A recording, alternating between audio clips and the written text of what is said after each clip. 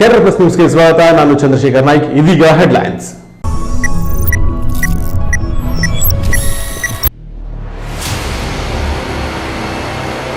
ಹೊಸದಾಗಿ ಕೇಂದ್ರ ಬಸ್ ನಿಲ್ದಾಣ ನಿರ್ಮಾಣ ಮಾಡುವ ಮೊದಲೇ ಪರ್ಯಾಯ ವ್ಯವಸ್ಥೆ ಮಾಡಿಕೊಳ್ಳದೆ ಹೊನ್ನಾವರದ ಕೇಂದ್ರ ಬಸ್ ನಿಲ್ದಾಣ ನೆಲಸಮ. ಹಂಗಾಮಿ ಬಸ್ ಸ್ಟ್ಯಾಂಡ್ಗೆ ನಿಗದಿಯಾಗಿಲ್ಲ ಸ್ಥಳ. ಪರ್ಯಾಯ ವ್ಯವಸ್ಥೆ ಇಲ್ಲದೆ ಹಳೆ ಬಸ್ ನಿಲ್ದಾಣ ನೆಲಸಮ ಮಾಡುವ ಕಾರ್ಯ ಪ್ರಾರಂಭ. ಮಹಾರಾಷ್ಟ್ರದಿಂದ ಕುಮಟಾಕ್ಕೆ ಬಂದ 4ರಲ್ಲಿ ಕೊರೋನಾ ಸೋಂಕು ದೃಢ. ಸೋಂಕಿತರಿಂದ ಕುಮಟಾ ಜನತೆಗೆ ಯಾವುದೇ ತೊಂದರೆ ಇಲ್ಲ ಎಂದು ಸ್ಪಷ್ಟಪಡಿಸಿದರು ಕುಮಟಾ ಉಪ ವಿಭಾಗಾಧಿಕಾರಿ ಅಜಿತ್ ಎಂ. ವಿದೇಶ ಮತ್ತು ಅನ್ಯ ರಾಜ್ಯಗಳಿಂದ ಬಂದರೆ ಕಡ್ಡಾಯವಾಗಿ ಮಾಹಿತಿ ನೀಡಬೇಕೆಂದು ಆಗ್ರಹಿಸಿದ್ರು ಸುದ್ದಿಗೋಷ್ಠಿಯಲ್ಲಿ. ಕಮಲಾ ಮೆಡಿಕಲ್ ಮತ್ತು ರಿಸರ್ಚ್ ಸೆಂಟರ್ ಪುನರ್ ನವೀಕರಣಗೊಂಡು ಆಗದೆ ಡಾಕ್ಟರ್ ಕಮಲಾ ಮತ್ತು ಆರ್ಎನ್ ನಾಯಕ್ ಹಾಸ್ಪಿಟಲ್. ಸಂಜೀವಿನಿ ಎನ್ನುವ ವಿಶೇಷ ಆರೋಗ್ಯ ಕಾರ್ಡ್ ಅನ್ನ ಪರಿಚಯಿಸಿದೆ ಡಾಕ್ಟರ್ ಕಮಲಾ ಮತ್ತು ಆರ್ಎನ್ ನಾಯಕ್ ಹಾಸ್ಪಿಟಲ್. ಇದೀಗ ವಿವರ. ಹೊನ್ನಾವರದಲ್ಲಿ ಪುನಃ ಹೊಸದಾಗಿ ಕೇಂದ್ರ ಬಸ್ ನಿಲ್ದಾಣ ನಿರ್ಮಾಣ ಮಾಡುವ ಬದಲು ಪರ್ಯಾಯ ವ್ಯವಸ್ಥೆ ಇಲ್ಲದೆ ಹಳೆ ಬಸ್ ನಿಲ್ದಾಣವನ್ನು ಉರುಳಿಸುವ ಕಾರ್ಯ ಪ್ರಾರಂಭವಾಗಿದ್ದು ತಾತ್ಕಾಲಿಕ ವ್ಯವಸ್ಥೆಯ ಕುರಿತು ಜನರಲ್ಲಿ ಪ್ರಶ್ನೆ ಉದ್ಭವಿಸಿದೆ. ಹೊನ್ನಾವರ ತಾಲೂಕಿನ ಜನಸಂಚಾರದ ಪ್ರಮುಖ ಕೇಂದ್ರಬಿಂದುವಾದ ಕೇಂದ್ರ ಬಸ್ ನಿಲ್ದಾಣ ನೆಲಸಮ ಕಾರ್ಯ ಆರಂಭವಾಗಿದೆ.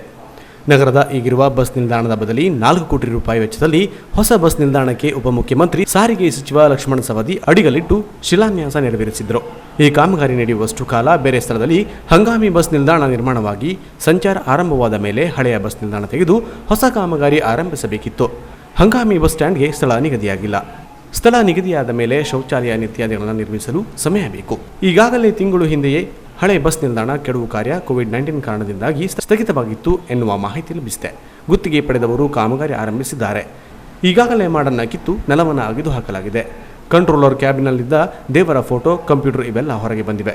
ಈ ಬಗ್ಗೆ ಬಸ್ ನಿಲ್ದಾಣದ ಕಂಟ್ರೋಲ್ ಅವರನ್ನು ಪ್ರಶ್ನಿಸಿದರೆ ಮುಂದೇನು ಎಂದು ನನಗೆ ಗೊತ್ತಿಲ್ಲ ಎನ್ನುತ್ತಾರೆ. ನಮಗೆ ಕೂರಲು ಜಾಗವಿಲ್ಲ, ಜನ ಎಲ್ಲಿ ಕೂರಬೇಕು, ಈಗ ಪ್ರಯಾಣಿಕರು ಬಂದರೆ ಬಿಸಿಲು ಅಥವಾ ಮಳೆಯಲ್ಲಿ ನಿಲ್ಲಬೇಕಾದ ಸ್ಥಿತಿ ಇದೆ ಎನ್ನುವ ಮಾತು ಕೇಳಿಬಂದಿದೆ. ಪರ್ಯಾಯ ವ್ಯವಸ್ಥೆ ಮಾಡುವ ಮೊದಲು ಹಳೆ ಬಸ್ ನಿಲ್ದಾಣದ ಕಟ್ಟಡ ಯಾಕೆ ಕೆಡವಲು ಮುಂದಾದರು ಎನ್ನುವುದು ಇದೀಗ ಸಾರ್ವಜನಿಕರ ವಲಯದಲ್ಲಿ ತೀವ್ರ ಚರ್ಚೆಗೆ ಗ್ರಾಸವಾಗಿದೆ.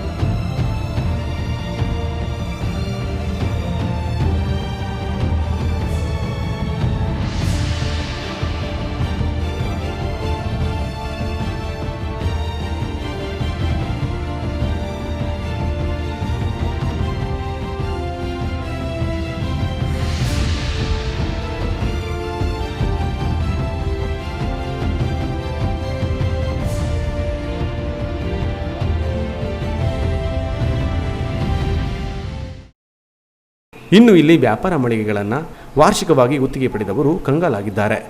ಒಂದೆಡೆ ಕೊರೋನಾದ ಆರ್ಭಟದಿಂದ ಲಾಕ್ಡೌನ್ ಜಾರಿಯಲ್ಲಿ ವ್ಯಾಪಾರ ವಹಿವಾಟು ಸ್ಥಗಿತವಾಗಿತ್ತು. ಇದೀಗ ಬಸ್ ನಿಲ್ದಾಣ ಸ್ಥಳಾವಕಾಶ ಗೊಂದಲ, ಅದರಲ್ಲೂ ಪರ್ಯಾಯ ವ್ಯಾಪಾರ ಮಳಿಗೆಯೂ ಇಲ್ಲದೆ ಕೆಲವರು ಮಾಧ್ಯಮದೊಂದಿಗೆ ಸಂಕಷ್ಟ ತೋಡಿಕೊಂಡಿದ್ದಾರೆ. ಒಟ್ಟಾರೆ ಹೊನ್ನಾವರ ತಾಲೂಕಿನ ಕೇಂದ್ರ ಬಸ್ ನಿಲ್ದಾಣ ಕೆಲ ದಿನಗಳಲ್ಲಿಯೇ ಕಣ್ಮರೆಯಾಗುವ ಹಂತದಲ್ಲಿದ್ದರೂ ಇನ್ನೂ ತಾತ್ಕಾಲಿಕವಾಗಿ ಪರ್ಯಾಯ ವ್ಯವಸ್ಥೆ ಕಂಡುಕೊಳ್ಳದಿರುವುದು ವಿಪರ್ಯಾಸವೇ ಸರಿ. ಈ ವರದಿಯಿಂದ ಎಚ್ಚೆತ್ತಾದರೂ ಸಂಬಂಧಪಟ್ಟ ಆಡಳಿತ ವರ್ಗ, ಜನಪ್ರತಿನಿಧಿಗಳು ಮುತುವರ್ಜಿ ವಹಿಸುತ್ತಾರೋ ಕಾದು ನೋಡಬೇಕಿದೆ. Canara plus news, Honnavar. ಕಾರವಾರದ ಕೈಗಾವಲು ವಿದ್ಯುತ್ ಸ್ಥಾವರ ಪ್ರದೇಶದಲ್ಲಿ ಕಾರ್ಯನಿರ್ವಹಿಸುವ ಗುತ್ತಿಗೆ ನೌಕರರಿಗೆ ಲಾಕ್ಡೌನ್ ಅವಧಿಯಲ್ಲಿ ವೇತನ ಪಾವತಿಸದಿದ್ದಕ್ಕೆ ಕೈಗಾ ಅಧಿಕಾರಿಗಳ ನಿರ್ಲಕ್ಷ್ಯತನವನ್ನು ಪತ್ರಿಕಾಗೋಷ್ಠಿಯಲ್ಲಿ ಸತೀಶ್ ಸೈಲೂರು ತೆರೆದಿಟ್ಟರು.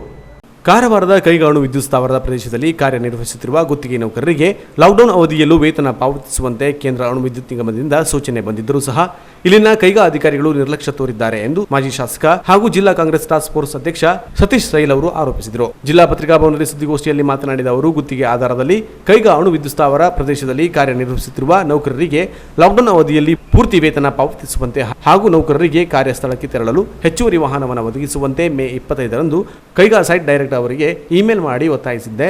ಈ ಬಗ್ಗೆ ಕೈಗಾ ಪ್ರದೇಶದಲ್ಲಿ ಕಾರ್ಮಿಕರನ್ನೊಳಗೊಂಡು ಪ್ರತಿಭಟನೆಯನ್ನು ನಡೆಸಿದ್ದವು. ಆದರೆ ಲಾಕ್ಡೌನ್ ಸಮಯದಲ್ಲಿನ ವೇತನ ಪಾವತಿಗೆ ಸಂಬಂಧಿಸಿ ಕೇಂದ್ರದ ಅಣು ವಿದ್ಯುತ್ ನಿಗಮದಿಂದಲೇ ಮೇ 7ರಂದು ಕೈಗಾ ಸೈಟ್ ಡೈರೆಕ್ಟರ್ ಹಾಗೂ ಮಾನವ ಸಂಪನ್ಮೂಲ ಅಧಿಕಾರಿಗಳಿಗೆ ಸೂಚನೆ ಬಂದಿದೆ. ಆದರೂ ವೇತನ ಪಾವತಿಗೆ ಕೈಗಾ ಅಧಿಕಾರಿಗಳು ವಿಳಂಬ ಮಾಡಿದ್ದಾರೆ ಎಂದು ಆರೋಪಿಸಿದರು.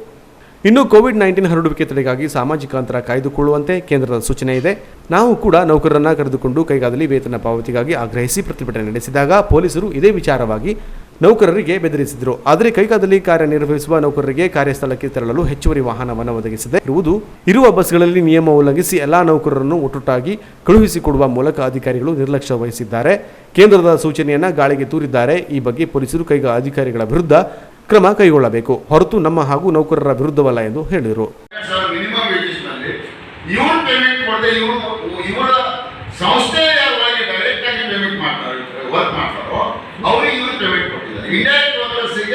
ಇದು ಅನ್ಯಾಯ ಅಂತ ಇವತ್ತು ನಾನು ಹೇಳಿಕೊಡ್ತೀನಿ. ಬಟ್ ನಾವು ಹೋಗಿ ರಸ್ತೆ ಮೇಲೆ ಕೂತ್ಕೊಂಡು ನಮ್ಗೆ ನಿಮ್ಗೆ ಅರೆಸ್ಟ್ ಮಾಡುವಂತ ಪರಿಸ್ಥಿತಿ ಬರ್ತದೆ. ಆದ್ರೆ ಅರೆಸ್ಟ್ ಮಾಡುವಂತ ಪರಿಸ್ಥಿತಿ ಬಂದರೂ ಬೇಜಾರಿಲ್ಲ, ಅರೆಸ್ಟ್ ಮಾಡಿದ್ರು ಬೇಜಾರಿಲ್ಲ. ನಾವು ಫೈಟ್ ಮಾಡುವುದು ನಮ್ಮ ಒಂದು ಏನು ಜನರ ಒಂದು ಏನು ನೈತಿಕತೆಯಿಂದ ಮತ್ತು ಹೊಣೆಗಾರಿಕೆಯಿಂದ ಅವರಿಗೆ ಸಿಗುವಂತ ನ್ಯಾಯಬದ್ಧವಾದಂತಹ ಕೆಲಸ ಮಾಡಿದಂತ ಅಥವಾ ಸರ್ಕಾರ ರಚಿಸಲ್ಪಟ್ಟ ಒಂದು ಏನು ಪ್ರೋಟೋಕಾಲ್ ಪ್ರಕಾರ ಅವರಿಗೆ ಹಣ ಸಿಗಬೇಕಿತ್ತು. ಅದರ ಬಗ್ಗೆ 5 ಮೇಗೆ ಬಂದಿದೆ. ನಾವು 5 ಮೇಗೆ ಕಳಿಸಿ 7 ಮೇಗೆ ಬಂದಿದೆ, 25 ಮೇಗೆ ನಾನು ಕಳಿಸ್ಕೊಟ್ಟಿದ್ದೆ. ಅದರ ಬಗ್ಗೆ ಒಂದು ರಿಪ್ಲೈ ಮಾಡುವಂತಹ ಒಂದು ವ್ಯವಸ್ಥೆ ಇಲ್ಲ. ಮತ್ತೆ ಎಷ್ಟೋ ಜನ ಅಲ್ಲಿ ನಿಂತಾಗ ಅಲ್ಲಿ ನಿಂತಲ್ಲೂ ಸಹ ಜನರಿಗೆ ನಿಮ್ಮ ಪೇಮೆಂಟ್ ಬಗ್ಗೆ ನಮ್ಗೆ ಆಲ್ರೆಡಿ ಡೈರೆಕ್ಷನ್ ಬಂದಿದೆ, ಸಾರಿ ನಾವು ಕೊಡ್ತೇವೆ ಅಂತ ಹೇಳ್ಕೊಂಡು ಮಾನವೀಯತೆ ತೋರಿಸುವಂಥದ್ದು ಅವರಿಗೆ ನಿಯತ್ತಿಲ್ಲ. ಅದನ್ನು ಬಿಟ್ಟು ಇವತ್ತು ವಿಚಾರ ಮಾಡ್ಬೋದು, ಈ ಸತೀಶ್ ಶೈಲಿಗೆ ಈ ಕಾಪಿ ಹೆಂಗೆ ಸಿಕ್ತು ಅಂತ. ಅದನ್ನು ಬಿಟ್ಟು ಮತ್ತೆ ಬೇರೆ ವಿಚಾರ ಮಾಡೋದು ಅಂತ ನಮಗೂ ಗೊತ್ತು. ಈ ಕಾಪಿ ಹೇಗೆ ಸಿಕ್ತು, ನಾವು ಯಾವಾಗಲೂ ರೆಕಾರ್ಡ್ ಇಲ್ಲದೆ ಯಾವಾಗಲೂ ನನ್ನ ಪ್ರಶ್ನೆಗೆ ಇನ್ನು ಮೊದಲು ಬಂದಿಲ್ಲ, ಈ ಮುಂದೂ ನಾನು ನನ್ನ ಹತ್ರ ರೆಕಾರ್ಡ್ ಇದ್ರೆ ಮಾತ್ರ ನಾನು ಮಾತಾಡೋದು. ಇಂಥ ಒಂದು ಪರಿಸ್ಥಿತಿ ಬಂದಾಗ ನಮಗೆ ಪೊಲೀಸರು ಹೇಳೋದು ಸ್ವಲ್ಪ ಅವಾಜ್ ಮಾಡಿದ್ರೆ ನಾನು ನಿಮ್ಗೆ ಅರೆಸ್ಟ್ ಮಾಡೋದು. ಯಾವಾಗ ಅವರು ನಮ್ಮ ಜಿಲ್ಲಾಧಿಕಾರಿಗಳು ಇರ್ಬೋದು, CO ಇರ್ಬೋದು, ಯಾವಾಗ ಅವರು ಎಸೆನ್ಷಿಯಲ್ ಅಂತ ವರ್ಕರ್ ಅಂತ ಮಾಡಿದ್ದಾರೆ, ಆ ವರ್ಕರ್ಸ್ ಪೋಸ್ಟ್ ಅನ್ನ ಕ್ರಿಯೇಟ್ ಮಾಡಿ ಮತ್ತೆ ಇಂಥ ಒಂದು ಏನು sensitive this particular unit is sensitive unit. ಆ ಸೆನ್ಸಿಟಿವ್ ಯೂನಿಟ್ಗೆ ನೀವು ಏನು ಆ ದಿವಸ ಹೇಳಿದ್ರಲ್ಲ, CEO ಲೆಟರ್ ಹಾಕಿದ್ರಲ್ಲ, ಎಸೆನ್ಷಿಯಲ್ ವರ್ಕರ್ಸ್ಗೆ ಕೆಲಸ ಹೋಗ್ಬೇಕಂತ ಹೇಳ್ಕೊಂಡು ಆ ಎಸೆನ್ಷಿಯಲ್ ವರ್ಕರ್ಸ್ ಅನ್ನ ಎಷ್ಟು ನಿಮ್ಗೆ ಬೇಕಾಗ್ತದೆ 2000ರಲ್ಲಿ ಆ 2000 ಜನರಲ್ಲಿ ಎಷ್ಟು ಎಸೆನ್ಷಿಯಲ್ಸ್ ವರ್ಕರ್ಸ್ ಇದ್ದಾರಲ್ಲ ಅವರನ್ನ ಕಾಯಂಗೊಳಿಸಬೇಕು ಅಥವಾ ಇಂಟರ್ವ್ಯೂ ಮಾಡಿಸಿ ಅವರಿಗೆ 15-20 ವರ್ಷದ ಎಕ್ಸ್ಪೀರಿಯನ್ಸ್ ಬಿಟ್ಟು ಅದ್ರ ಮೇಲೆ ಅವರಿಗೆ ತಗೊಳ್ಬೇಕಂತ ನಾನು ನಮ್ಮ ಜಿಲ್ಲಾಧಿಕಾರಿಯವರಿಗೆ ಮುಖಾಂತರ ನಾವು ಇದನ್ನ ಮತ್ತೆ ನಮ್ಮ ಮಾನ್ಯ ಉಸ್ತುವಾರಿ ಸಚಿವರಾದಂತಹ ಹೆಬ್ಬಾರ್ ಅವರ ಮುಖಾಂತರ ಇದನ್ನ ನಾನು ಕ್ಯಾನ್ರಾ ಪ್ಲಸ್ ನ್ಯೂಸ್ ಕಾರವಾರ. ಕುಮಟಾ ಮೀನು ಮಾರುಕಟ್ಟೆಯಲ್ಲಿ ಮೀನು ಮಾರಾಟ ಮಾಡುವ ಮಹಿಳೆಯರಿಗೆ ಶಾಸಕ ದಿನಕರ್ ಶೆಟ್ಟಿ ಅವರು ಮಾಸ್ಕ್ ಅನ್ನು ವಿತರಿಸಿದರು.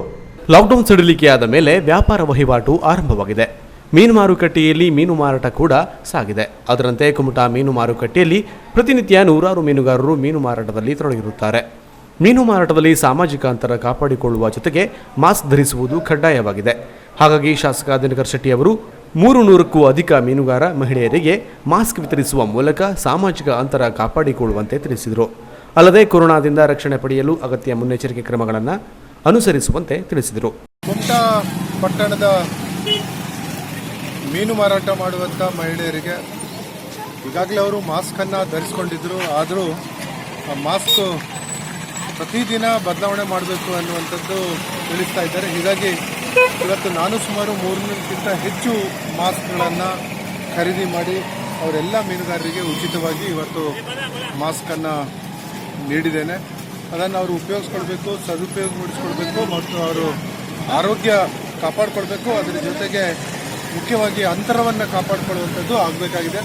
ಹೀಗಾಗಿ ಪೊಲೀಸರಿಗೆ ಈಗಾಗಲೇ ಸೂಚನೆಯನ್ನು ಕೊಟ್ಟಿದ್ದೇನೆ. ನಾಳೆಯಿಂದ ಅಲ್ಲಿ ಏನು ಮೀನು ಮಾರುಕಟ್ಟೆ ಕಟ್ತಾ ಇದ್ದಾರೆ ಅಲ್ಲಿ ಒಳಗಡೆ ಕೂತ್ಕೊಂಡ್ರೆ ಬಹುಶಃ ಶುಚಿತ್ವ ಕಾಪಾಡ್ಕೊಳ್ಳಿಕ್ಕೆ ಸಾಧ್ಯ ಆಗ್ತದೆ. ಇಲ್ಲೇ ಇದ್ದರೆ ಮಳೆ ಬಂದರೆ ಶುಚಿತ್ವ ಇರೋದಿಲ್ಲ. ಹೀಗಾಗಿ ದಿವಸ ನಾಳೆಯಿಂದ ಒಳಗಡೆ ಕೂತ್ಕೊಳ್ಳುವಂಥ ಕೆಲಸನೂ ನಾವು ಮಾಡಿಸ್ತೇನೆ. ಆದಷ್ಟು ಶೀಘ್ರವಾಗಿ ಮೀನು ಮಾರುಕಟ್ಟೆ ಸುಸಜ್ಜಿತವಾದಂಥ ಮೀನು ಮಾರುಕಟ್ಟೆಯನ್ನು ಕಟ್ಟುವುದರಲ್ಲಿ ಸಂಬಂಧಪಟ್ಟಂಥ ಇಲಾಖೆಗೆ ಈಗಾಗಲೇ ತಿಳಿಸಿದ್ದೇನೆ. ಒಂದು ತಿಂಗಳ ಒಳಗಡೆ ಆ ಮೀನು ಮಾರುಕಟ್ಟೆಯನ್ನು ಉದ್ಘಾಟನೆಯನ್ನು ಸಹ ಮಾಡ್ತೇವೆ.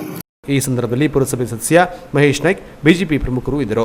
Canara plus news, Kumta. ಮಹಾರಾಷ್ಟ್ರದಿಂದ ಕುಮಟಾಗೆ ಬಂದ 4 ಕೊರೋನಾ ಸೋಂಕು ಇರುವುದು ದೃಢಪಟ್ಟಿದ್ದು, ಈ ಸೋಂಕಿತರಿಂದ ಕುಮಟಾ ಜನತೆಗೆ ಯಾವುದೇ ತೊಂದರೆ ಇಲ್ಲ ಎಂದು ಕುಮಟಾ ಉಪವಿಭಾಗಾಧಿಕಾರಿ ಅಜಿತ್ ಎಂ ಅವರು ಸ್ಪಷ್ಟಪಡಿಸಿದರು. ಕುಮಟಾ ಉಪವಿಭಾಗಾಧಿಕಾರಿ ಕಚೇರಿಯಲ್ಲಿ ಕರೆದ ಸುದ್ದಿಗೋಷ್ಠಿಯಲ್ಲಿ ಮಾತನಾಡಿದ ಎಸಿ ಅಜಿತ್ ಎಂ ಅವರು, ಮೇ 13ರಂದು ಕುಮಟಾದಲ್ಲಿ ಮೊದಲ ಬಾರಿಗೆ ಕೊರೋನಾ ಸೋಂಕಿನ 1 ಪ್ರಕರಣ ಪತ್ತೆಯಾಗಿತ್ತು. 16 ದಿನಗಳ ಬಳಿಕ ಅಂದರೆ ಮೇ 31ರಂದು ಮಹಾರಾಷ್ಟ್ರದಿಂದ ಬಂದಂತಹ ಒಂದೇ ಕುಟುಂಬದ 4ರಲ್ಲಿ ಸೋಂಕಿರುವುದು ದೃಢಪಟ್ಟಿದೆ. ಈ 4 ಸೋಂಕಿತರು ಮಹಾರಾಷ್ಟ್ರದಿಂದ ಕುಮಟಾಕ್ಕೆ ಮೇ 26ರಂದು ಬಂದಿದ್ದರು. ಇವರು ನೇರವಾಗಿ ತಾಲೂಕು ಆಸ್ಪತ್ರೆಗೆ ತೆರಳಿ ತಪಾಸಣೆಯ ಬಳಿಕ ಕ್ವಾರಂಟೈನ್ ಕೇಂದ್ರಕ್ಕೆ ಸೇರಿದ್ದರು. ಅವರ ಗಂಟಲ ದ್ರವವನ್ನು ಪರೀಕ್ಷೆಗೆ ಕಳಿಸಿದ್ದೆವು. ನಿನ್ನೆ ಬಂದ ವರದಿಯ ಪ್ರಕಾರ ಈ 4ರಲ್ಲಿ ಸೋಂಕಿರುವುದು ದೃಢಪಟ್ಟಿದೆ. ಆದರೆ ಈ ಸೋಂಕಿತರು ಇನ್ಯಾರ ಸಂಪರ್ಕಕ್ಕೂ ಬಂದಿಲ್ಲ. ಹಾಗಾಗಿ ಕುಮಟಾವನ್ನು ಸೀಲ್ ಡೌನ್ ಅಥವಾ ಕಂಟೈನ್ಮೆಂಟ್ ಝೋನ್ ಎಂದು ಘೋಷಿಸುವ ಅಗತ್ಯವಿಲ್ಲ. ಆದರೂ ಸೋಂಕಿತರನ್ನು ಭೇಟಿ ಮಾಡಲು ಮತ್ತು ಆಹಾರ ಪದಾರ್ಥಗಳನ್ನು ನೀಡಲು ಅವರ ಸಂಬಂಧಿಗಳು ಕ್ವಾರಂಟೈನ್ ಕೇಂದ್ರಕ್ಕೆ ಬಂದಿದ್ದರು. ಹಾಗಾಗಿ ಸುರಕ್ಷತಾ ದೃಷ್ಟಿಯಿಂದ ಮತ್ತು ಮುನ್ನೆಚ್ಚರಿಕೆಯ ಕ್ರಮವಾಗಿ ಈ ಪ್ರಕರಣಕ್ಕೆ ಸಂಬಂಧಿಸಿದಂತೆ ಪ್ರಾಥಮಿಕ ಸಂಪರ್ಕದಲ್ಲಿರುವ 19 ಮಂದಿಯನ್ನು ಗುರುತಿಸಿ ಅವರ ಗಂಟಲ ದ್ರವವನ್ನು ಪರೀಕ್ಷೆಗೆ ಕಳುಹಿಸಿದ್ದೇವೆ. ಅದರಲ್ಲಿ 10 ಮಂದಿ ಸೋಂಕಿತರ ಸಂಬಂಧಿಗಳಾಗಿದ್ದಾರೆ. ಇನ್ನು 2ನೇ ಹಂತದ ಸಂಪರ್ಕದಲ್ಲಿರುವ 25 ಮಂದಿಯನ್ನು ಗುರುತಿಸಿದ್ದೇವೆ. ಆದರೆ ಇವರ ಗಂಟಲ ದ್ರವವನ್ನು ಇನ್ನೂ ಪರೀಕ್ಷೆಗೆ ಕಳುಹಿಸಿಲ್ಲ. ಯಾಕೆಂದರೆ ಈ ಮೊದಲ ಪ್ರಾಥಮಿಕ ಸಂಪರ್ಕದಲ್ಲಿರುವವರ ವರದಿಯಲ್ಲಿ ಯಾರಿಗಾದರೂ ಸೋಂಕಿರುವುದು ದೃಢಪಟ್ಟರೆ ಮಾತ್ರ 2ನೇ ಹಂತದ ಸಂಪರ್ಕದಲ್ಲಿರುವವರ ಗಂಟಲು ದ್ರವವನ್ನು ಪರೀಕ್ಷೆಗೆ ಕಳುಹಿಸಲಾಗುವುದು. ಇನ್ನು ಮಹಾರಾಷ್ಟ್ರ ಸೇರಿದಂತೆ ಬೇರೆ ಬೇರೆ ರಾಜ್ಯಗಳಿಂದ ಬಂದವರ 29 ಮಂದಿಯ ಗಂಟಲು ದ್ರವದ ಪರೀಕ್ಷೆಯ ವರದಿ ನಿರೀಕ್ಷೆಯಲ್ಲಿದ್ದೇವೆ ಎಂದರು. ನಮ್ಮಲ್ಲಿ ಟೋಟಲ್ ಕ್ವಾರಂಟೈನ್ ಸೆಂಟರ್ 3 ಇರ್ತದೆ. 3ರಲ್ಲಿ ಕೂಡ ಈಗ ಪ್ರೆಸೆಂಟ್ ಕ್ವಾರಂಟೈನ್ ಇರೋದು 6 ಜನ ಮಾತ್ರ. ಸ್ವಾಬ್ ರಿಸಲ್ಟ್ ಪೆಂಡಿಂಗ್ ನಮ್ಮಲ್ಲಿ 29 ಬಾಕಿ ಇದೆ. ಆಲ್ಮೋಸ್ಟ್ ಎಲ್ಲರೂ ಮಹಾರಾಷ್ಟ್ರದಿಂದ ರಿಟರ್ನ್ ಆಗಿರ್ತಾರೆ. ಈಗ ಲಾಕ್ಡೌನ್ ರಿಲೀಸ್ ಆಗಿರೋದ್ರಿಂದ ನಾವು ಕೇಸಸ್ ಭಾಳಷ್ಟು ಎಕ್ಸ್ಪೆಕ್ಟ್ ಮಾಡ್ತಾ ಇದ್ದೇವೆ. ಕಾರವಾರದಲ್ಲಿ ಸುಮಾರು 250 ಬೆಡ್ಡೆಡ್ ಫೆಸಿಲಿಟಿ ಇದೆ. ಆದರೆ ಇನ್ ಕಮಿಂಗ್ ಡೇಸಲ್ಲಿ ಕೇಸಸ್ ಜಾಸ್ತಿ ಆಗೋ ಕಾರಣ ಕಾರವಾರದಲ್ಲಿ ಮೋಸ್ಟ್ಲಿ ಅಷ್ಟು ಕೇಸಸ್ ತೆಗೊಳ್ಳಿಕ್ಕೆ ಸಾಧ್ಯ ಇಲ್ಲ. ಆದ ಕಾರಣ ಜಿಲ್ಲಾಧಿಕಾರಿಗಳ ನಿರ್ದೇಶನದಂತೆ ನಾವು 35 ಬೆಡ್ಡೆಡ್ ಫೆಸಿಲಿಟಿ ನಮ್ಮ ತಾಲೂಕಲ್ಲಿ ಮಾಡ್ತಾ ಇದ್ದೇವೆ. ಅದು ಕೋವಿಡ್ ಆ್ಯಂಡ್ ನಾನ್ ಕೋವಿಡ್ ಅದೇ ಹಾಸ್ಪಿಟಲ್ ಇರ್ತದೆ. ಅಂದರೆ ಫಾರ್ ಎಕ್ಸಾಂಪಲ್ ಈಗ ಯಾರಾದರೂ ಡಯಾಲಿಸಿಸ್ ಪೇಷಂಟ್ ಇದ್ದರೆ ಅಥವಾ ಯಾವುದೇ ಬೇರೆ ರೀತಿಯ ಪೇಷಂಟ್ಸ್ ಇದ್ದರೆ ಅದೇ ಹಾಸ್ಪಿಟಲಲ್ಲಿ ಬರ್ಬೋದು, ಯಾವುದೇ ಚಿಂತೆ ಇಲ್ಲದೆ ಬರ್ಬೋದು. ಅಂದರೆ 2ಕ್ಕೂ ಆ್ಯಕ್ಸೆಸ್ ಬೇರೆ ಬೇರೆ ಇರ್ತದೆ. ಕೋವಿಡ್ನವರು ಕೂಡ ಬೇರೆ ಆ್ಯಕ್ಸೆಸ್ಸಲ್ಲಿ ಬರ್ತಾರೆ, ನಾನ್ ಕೋವಿಡ್ ಕೂಡ ಬೇರೆ ಆ್ಯಕ್ಸೆಸ್ಸಲ್ಲಿ ಬರ್ತಾರೆ. ಸೊ ಯಾವುದೇ ರೋಗ ಹರಡದಂತೆ ನಾವು ಮುಂಜಾಗ್ರತಾ ಕ್ರಮವನ್ನು ವಹಿಸಿರ್ತೇವೆ. ಸೊ ಆದ ಕಾರಣ ಯಾವುದೇ ರೀತಿಯ ಆತಂಕ ಇರಬಾರ್ದು ಜನರಲ್ಲಿ. ನಾನು ಯಾವುದಾದ್ರು ಡಯಾಲಿಸಿಸ್ ಪೇಷಂಟಿಗೆ ಹೋಗಬೇಕಾದ್ರೆ ಅಲ್ಲಿ ಕೋವಿಡ್ ಇದೆ ಅಂತ ಹೇಳಿ ಯಾವುದೇ ರೀತಿಯ ಆತಂಕ ಪಡೋ ಅವಶ್ಯಕತೆ ಇಲ್ಲ. ಆದರೆ ಇನ್ಕಮಿಂಗ್ ಡೇಸಲ್ಲಿ ನಾವು ಪ್ರೊಜೆಕ್ಷನ್ ಪ್ರಕಾರ ಕೇಸಸ್ ಜಾಸ್ತಿ ಆಗೋ ಚಾನ್ಸಸ್ ಇರ್ತದೆ ಮತ್ತು ಕಾರವಾರದಲ್ಲಿ ತೆಗೊಳ್ಳದಂಥ ಪರಿಸ್ಥಿತಿ ಬರ್ಬೋದು. ಆದ ಕಾರಣ ನಾವು ಅದಕ್ಕೆ ಬೇಕಾದ ಎಲ್ಲ ಪ್ರಿಪ್ರೇಷನ್ ಮಾಡಿದ್ದೇವೆ. ನೆಕ್ಸ್ಟ್ ರೀಸೆಂಟ್ ಪ್ರೋಟೋಕಾಲ್ ಪ್ರಕಾರ ಕ್ವಾರಂಟೈನ್ ಸಿಸ್ಟಮ್ ಕೂಡ ಚೇಂಜ್ ಆಗಿದೆ. ಅಂದರೆ ನಾವು ಮಹಾರಾಷ್ಟ್ರ ಮತ್ತು ಔಟ್ ಆಫ್ ಕಂಟ್ರಿ ಬಂದವರನ್ನು ಒಂದು ಕ್ಲಬ್ ಮಾಡ್ತೇವೆ ಮತ್ತು ಅದರ್ ಸ್ಟೇಟಿಂದ ಬಂದವರಿಗೆ ಇನ್ನೊಂದು ಕ್ಲಬ್ ಮಾಡ್ತೇವೆ. ಅಂದರೆ 2ಕ್ಕೂ ಕ್ವಾರಂಟೈನ್ ರೂಲ್ಸ್ ಚೇಂಜಸ್ ಇರ್ತದೆ. ಇನ್ನು ಲಾಕ್ಡೌನ್ ಸಡಿಲಿಕೆಯಾಗಿದ್ದರಿಂದ ಬೇರೆ ಬೇರೆ ರಾಜ್ಯ ಮತ್ತು ವಿದೇಶಗಳಿಂದ ಮರಳುವವರ ಸಂಖ್ಯೆ ಜಾಸ್ತಿಯಾಗಿರುವುದರಿಂದ ಸಾಮಾನ್ಯವಾಗಿ ಸೋಂಕಿತರ ಸಂಖ್ಯೆ ಅಧಿಕವಾಗುವ ಸಾಧ್ಯತೆ ಇದೆ.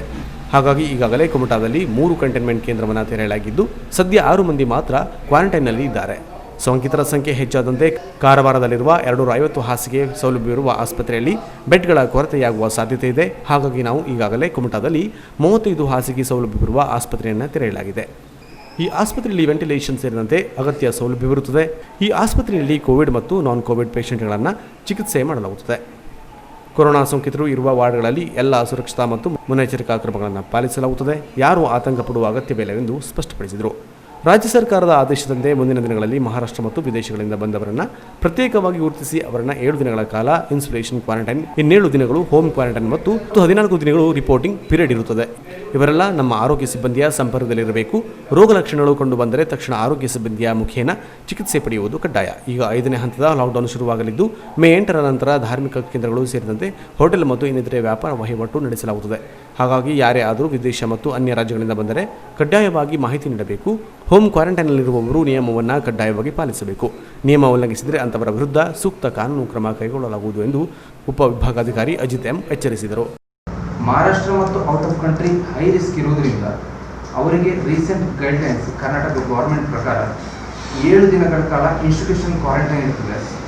ಅದು ಆದ ನಂತರ 7 ದಿನಗಳ ಕಾಲ ಹೋಮ್ ಕ್ವಾರಂಟೈನ್ ಇರ್ತದೆ. ಅದು ಆದ ನಂತರ 14 ದಿನಗಳ ಕಾಲ ರಿಪೋರ್ಟಿಂಗ್ ಪೀರಿಯಡ್ ಇರ್ತದೆ. ಇದು ಮಹಾರಾಷ್ಟ್ರ ಮತ್ತು ಔಟ್ ಆಫ್ ಕಂಟ್ರಿಯಿಂದ ಬಂದವರಿಗೆ ಮಾತ್ರ. ಅದು ಸ್ವ್ಯಾಬ್ ನೆಗೆಟಿವ್ ಬರಬೇಕು. ಅದರ ನಂತರ ಅವರು ಹೋಮ್ ಕ್ವಾರಂಟೈನ್ ಇರ್ಬೋದು 7 ದಿನ ಆದ ನಂತರ.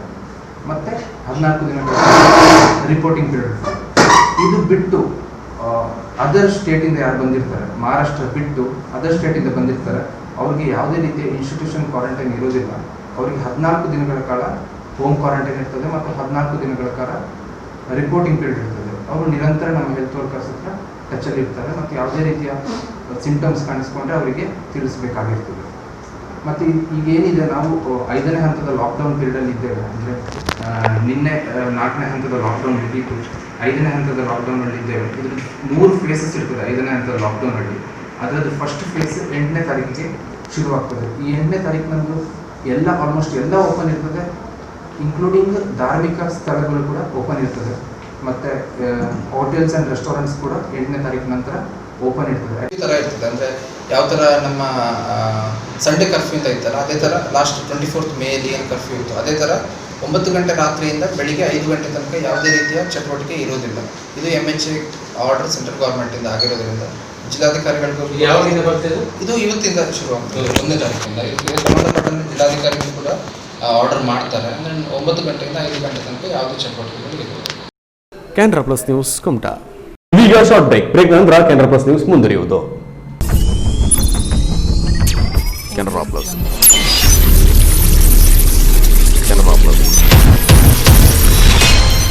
ನಿಮ್ಮ ಸುಂದರ ಮನೆಯ ಚಂದದ ಶೃಂಗಾರಕ್ಕಾಗಿ home decor.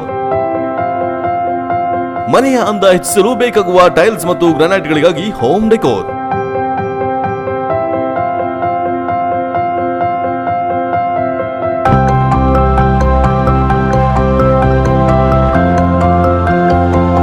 Wall tiles, parking tiles, vitrified tiles, Kadapa, sanitary ವೇರ್ಗಳಿಗಾಗಿ ಸಂಪರ್ಕಿಸಿ ಹೋಮ್ ಡೆಕೋರ್.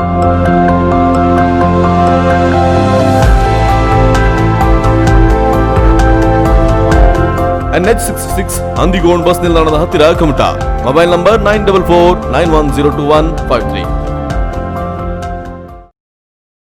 ಜಿಲ್ಲೆಯಲ್ಲಿ ಸ್ಪರ್ಧಾತ್ಮಕ ಪರೀಕ್ಷೆಗಳ ತರಬೇತಿ ನೀಡುವ ಅಧಿಕೃತ ಸಂಸ್ಥೆ ಶ್ರೀರಾಮ ಸ್ಟಡಿ ಸರ್ಕಲ್ ಅಂಕೋಲಾ ಮತ್ತು ಕುಮಟಾ.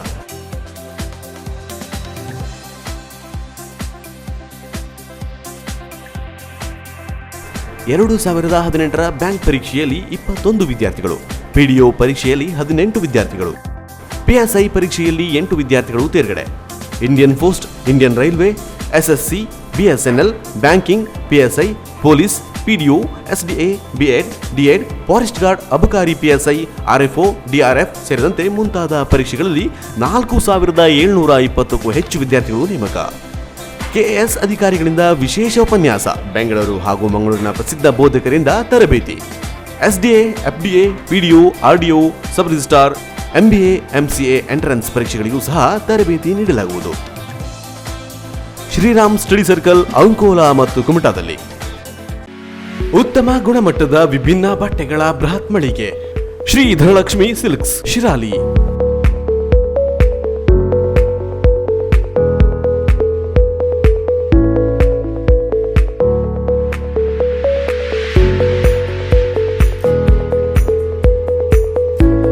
ಮಕ್ಕಳಿಂದ ಹಿಡಿದು ವಯೋವೃದ್ಧರವರೆಗಿನ ಎಲ್ಲಾ ಬಗೆಯ ಬಟ್ಟೆಗಳು ಲಭಿಸುವ ಹೋಲ್ಸೇಲ್ ಜವಳಿ ವ್ಯಾಪಾರ ಮಳಿಗೆಯಾಗಿದೆ. ನಮ್ಮಲ್ಲಿ ವಿಭಿನ್ನ ಡಿಸೈನ್ ಹೊಂದಿರುವ ಸಾರಿಗಳು, ಬ್ರಾಂಡೆಡ್ ಶರ್ಟ್, ಶೆರ್ವಾನಿ, ಜೀನ್ಸ್, ಚುಡಿದಾರಗಳು ದೊರೆಯುತ್ತದೆ. ವಿವಾಹ, ಮುಂಜಿ, ಹಬ್ಬಗಳು ಸೇರಿದಂತೆ ವಿವಿಧ ಶುಭ ಸಮಾರಂಭಗಳಿಗೆ ಅಗತ್ಯವಾದ ಜವಳಿ ಖರೀದಿಗೆ ವಿಶೇಷ ರಿಯಾಯಿತಿ ನೀಡಲಾಗುತ್ತದೆ. ಆಕರ್ಷಕ ದರದ ಜೊತೆಗೆ ಬಟ್ಟೆಗಳ ಗುಣಮಟ್ಟ ವಿಶ್ವಾಸಾರ್ಹವಾಗಿದೆ. ನಿಮಗಿಷ್ಟವಾದ ವಿವಿಧ ಕಲರ್ಸ್ ಮತ್ತು ವಿಭಿನ್ನ ಬಟ್ಟೆಗಳ ಆಯ್ಕೆಗಾಗಿ ಒಮ್ಮೆ ಭೇಟಿ ನೀಡಿ Shri Dhanalakshmi silks, near Syndicate bank, Shirali, Bhatkal. ಕೂಡಲೇ ಸಂಪರ್ಕಿಸಿ 7019092378 ಹಾಗೂ 9632375963.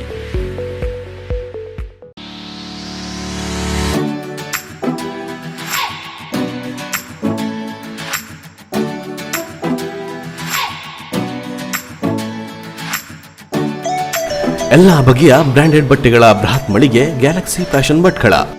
ನಮ್ಮಲ್ಲಿ branded shirt, jeans, churidar, kurta, Patiala, dupatta, western wears, palazzos, jeggings, ಡೈನ್ ಮೆಟೀರಿಯಲ್, ಲೆಗಿನ್ಸ್ ಸೇರಿದಂತೆ ಹೊಸ ಹೊಸ ಡಿಸೈನ್ ಹೊಂದಿರುವ ಸಾರಿಗಳು ಲಭ್ಯ.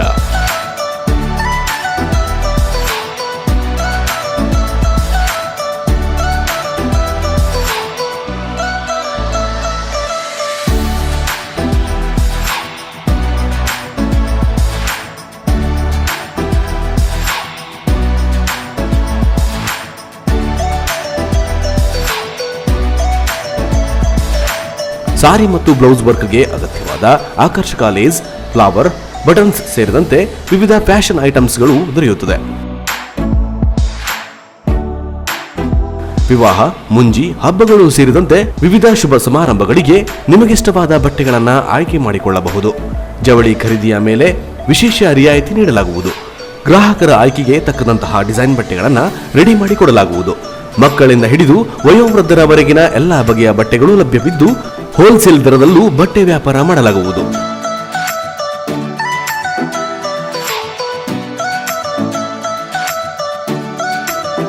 ರೀಸನೇಬಲ್ ರೇಟ್ ಜೊತೆಗೆ ಗ್ರಾಹಕರ ವಿಶ್ವಾಸಾರ್ಹ ಸೇವೆ ನೀಡುವುದೇ ನಮ್ಮ ಗುರಿ. ಒಮ್ಮೆ ಭೇಟಿ ನೀಡಿ. Galaxy fashion, urban bank, main road, Bhatkal. ಹಿಂದೆ ಸಂಪರ್ಕಿಸಿ. ಮೊಬೈಲ್ ಸಂಖ್ಯೆ 7259996869. The best tutorial for better education, ಜ್ಞಾನ ವಿಕಾಸ ಮಂದಿರ.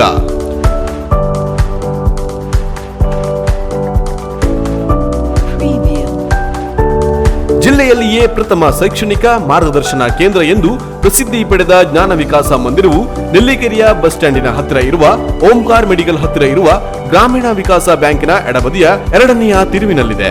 ಕನ್ನಡ ಮತ್ತು ಇಂಗ್ಲಿಷ್ನಲ್ಲಿ ಮಾರ್ಗದರ್ಶನ ನೀಡಲಾಗುವುದು. ಕೂಡಲೇ ಸಂಪರ್ಕಿಸಿ. ಶ್ರೀ ಎನ್ ವಿನಾಯಕ್ ಜ್ಞಾನ ವಿಕಾಸ ಮಂದಿರ, ಕುಮಟಾ. ಮೊಬೈಲ್ ಸಂಖ್ಯೆ 9448321918 ಹಾಗೂ 9945027918. ಕೊರೋನಾ ವೈರಸ್ ಹರಡುವಿಕೆಯನ್ನು ತಡೆಯಲು ಮಾನ್ಯ ಜಿಲ್ಲಾಧಿಕಾರಿ ಅವರ ಆದೇಶದಂತೆ ಔಷಧಿ ಅಂಗಡಿಯನ್ನು ಹೊರತುಪಡಿಸಿ ಉಳಿದೆಲ್ಲ ಅಂಗಡಿಗಳು ಬೆಳಿಗ್ಗೆ 7 ಗಂಟೆಯಿಂದ ಸಂಜೆ 6 ಗಂಟೆಯವರೆಗೆ ತೆರೆಯಲು ಅವಕಾಶ ಕಲ್ಪಿಸಲಾಗಿದೆ.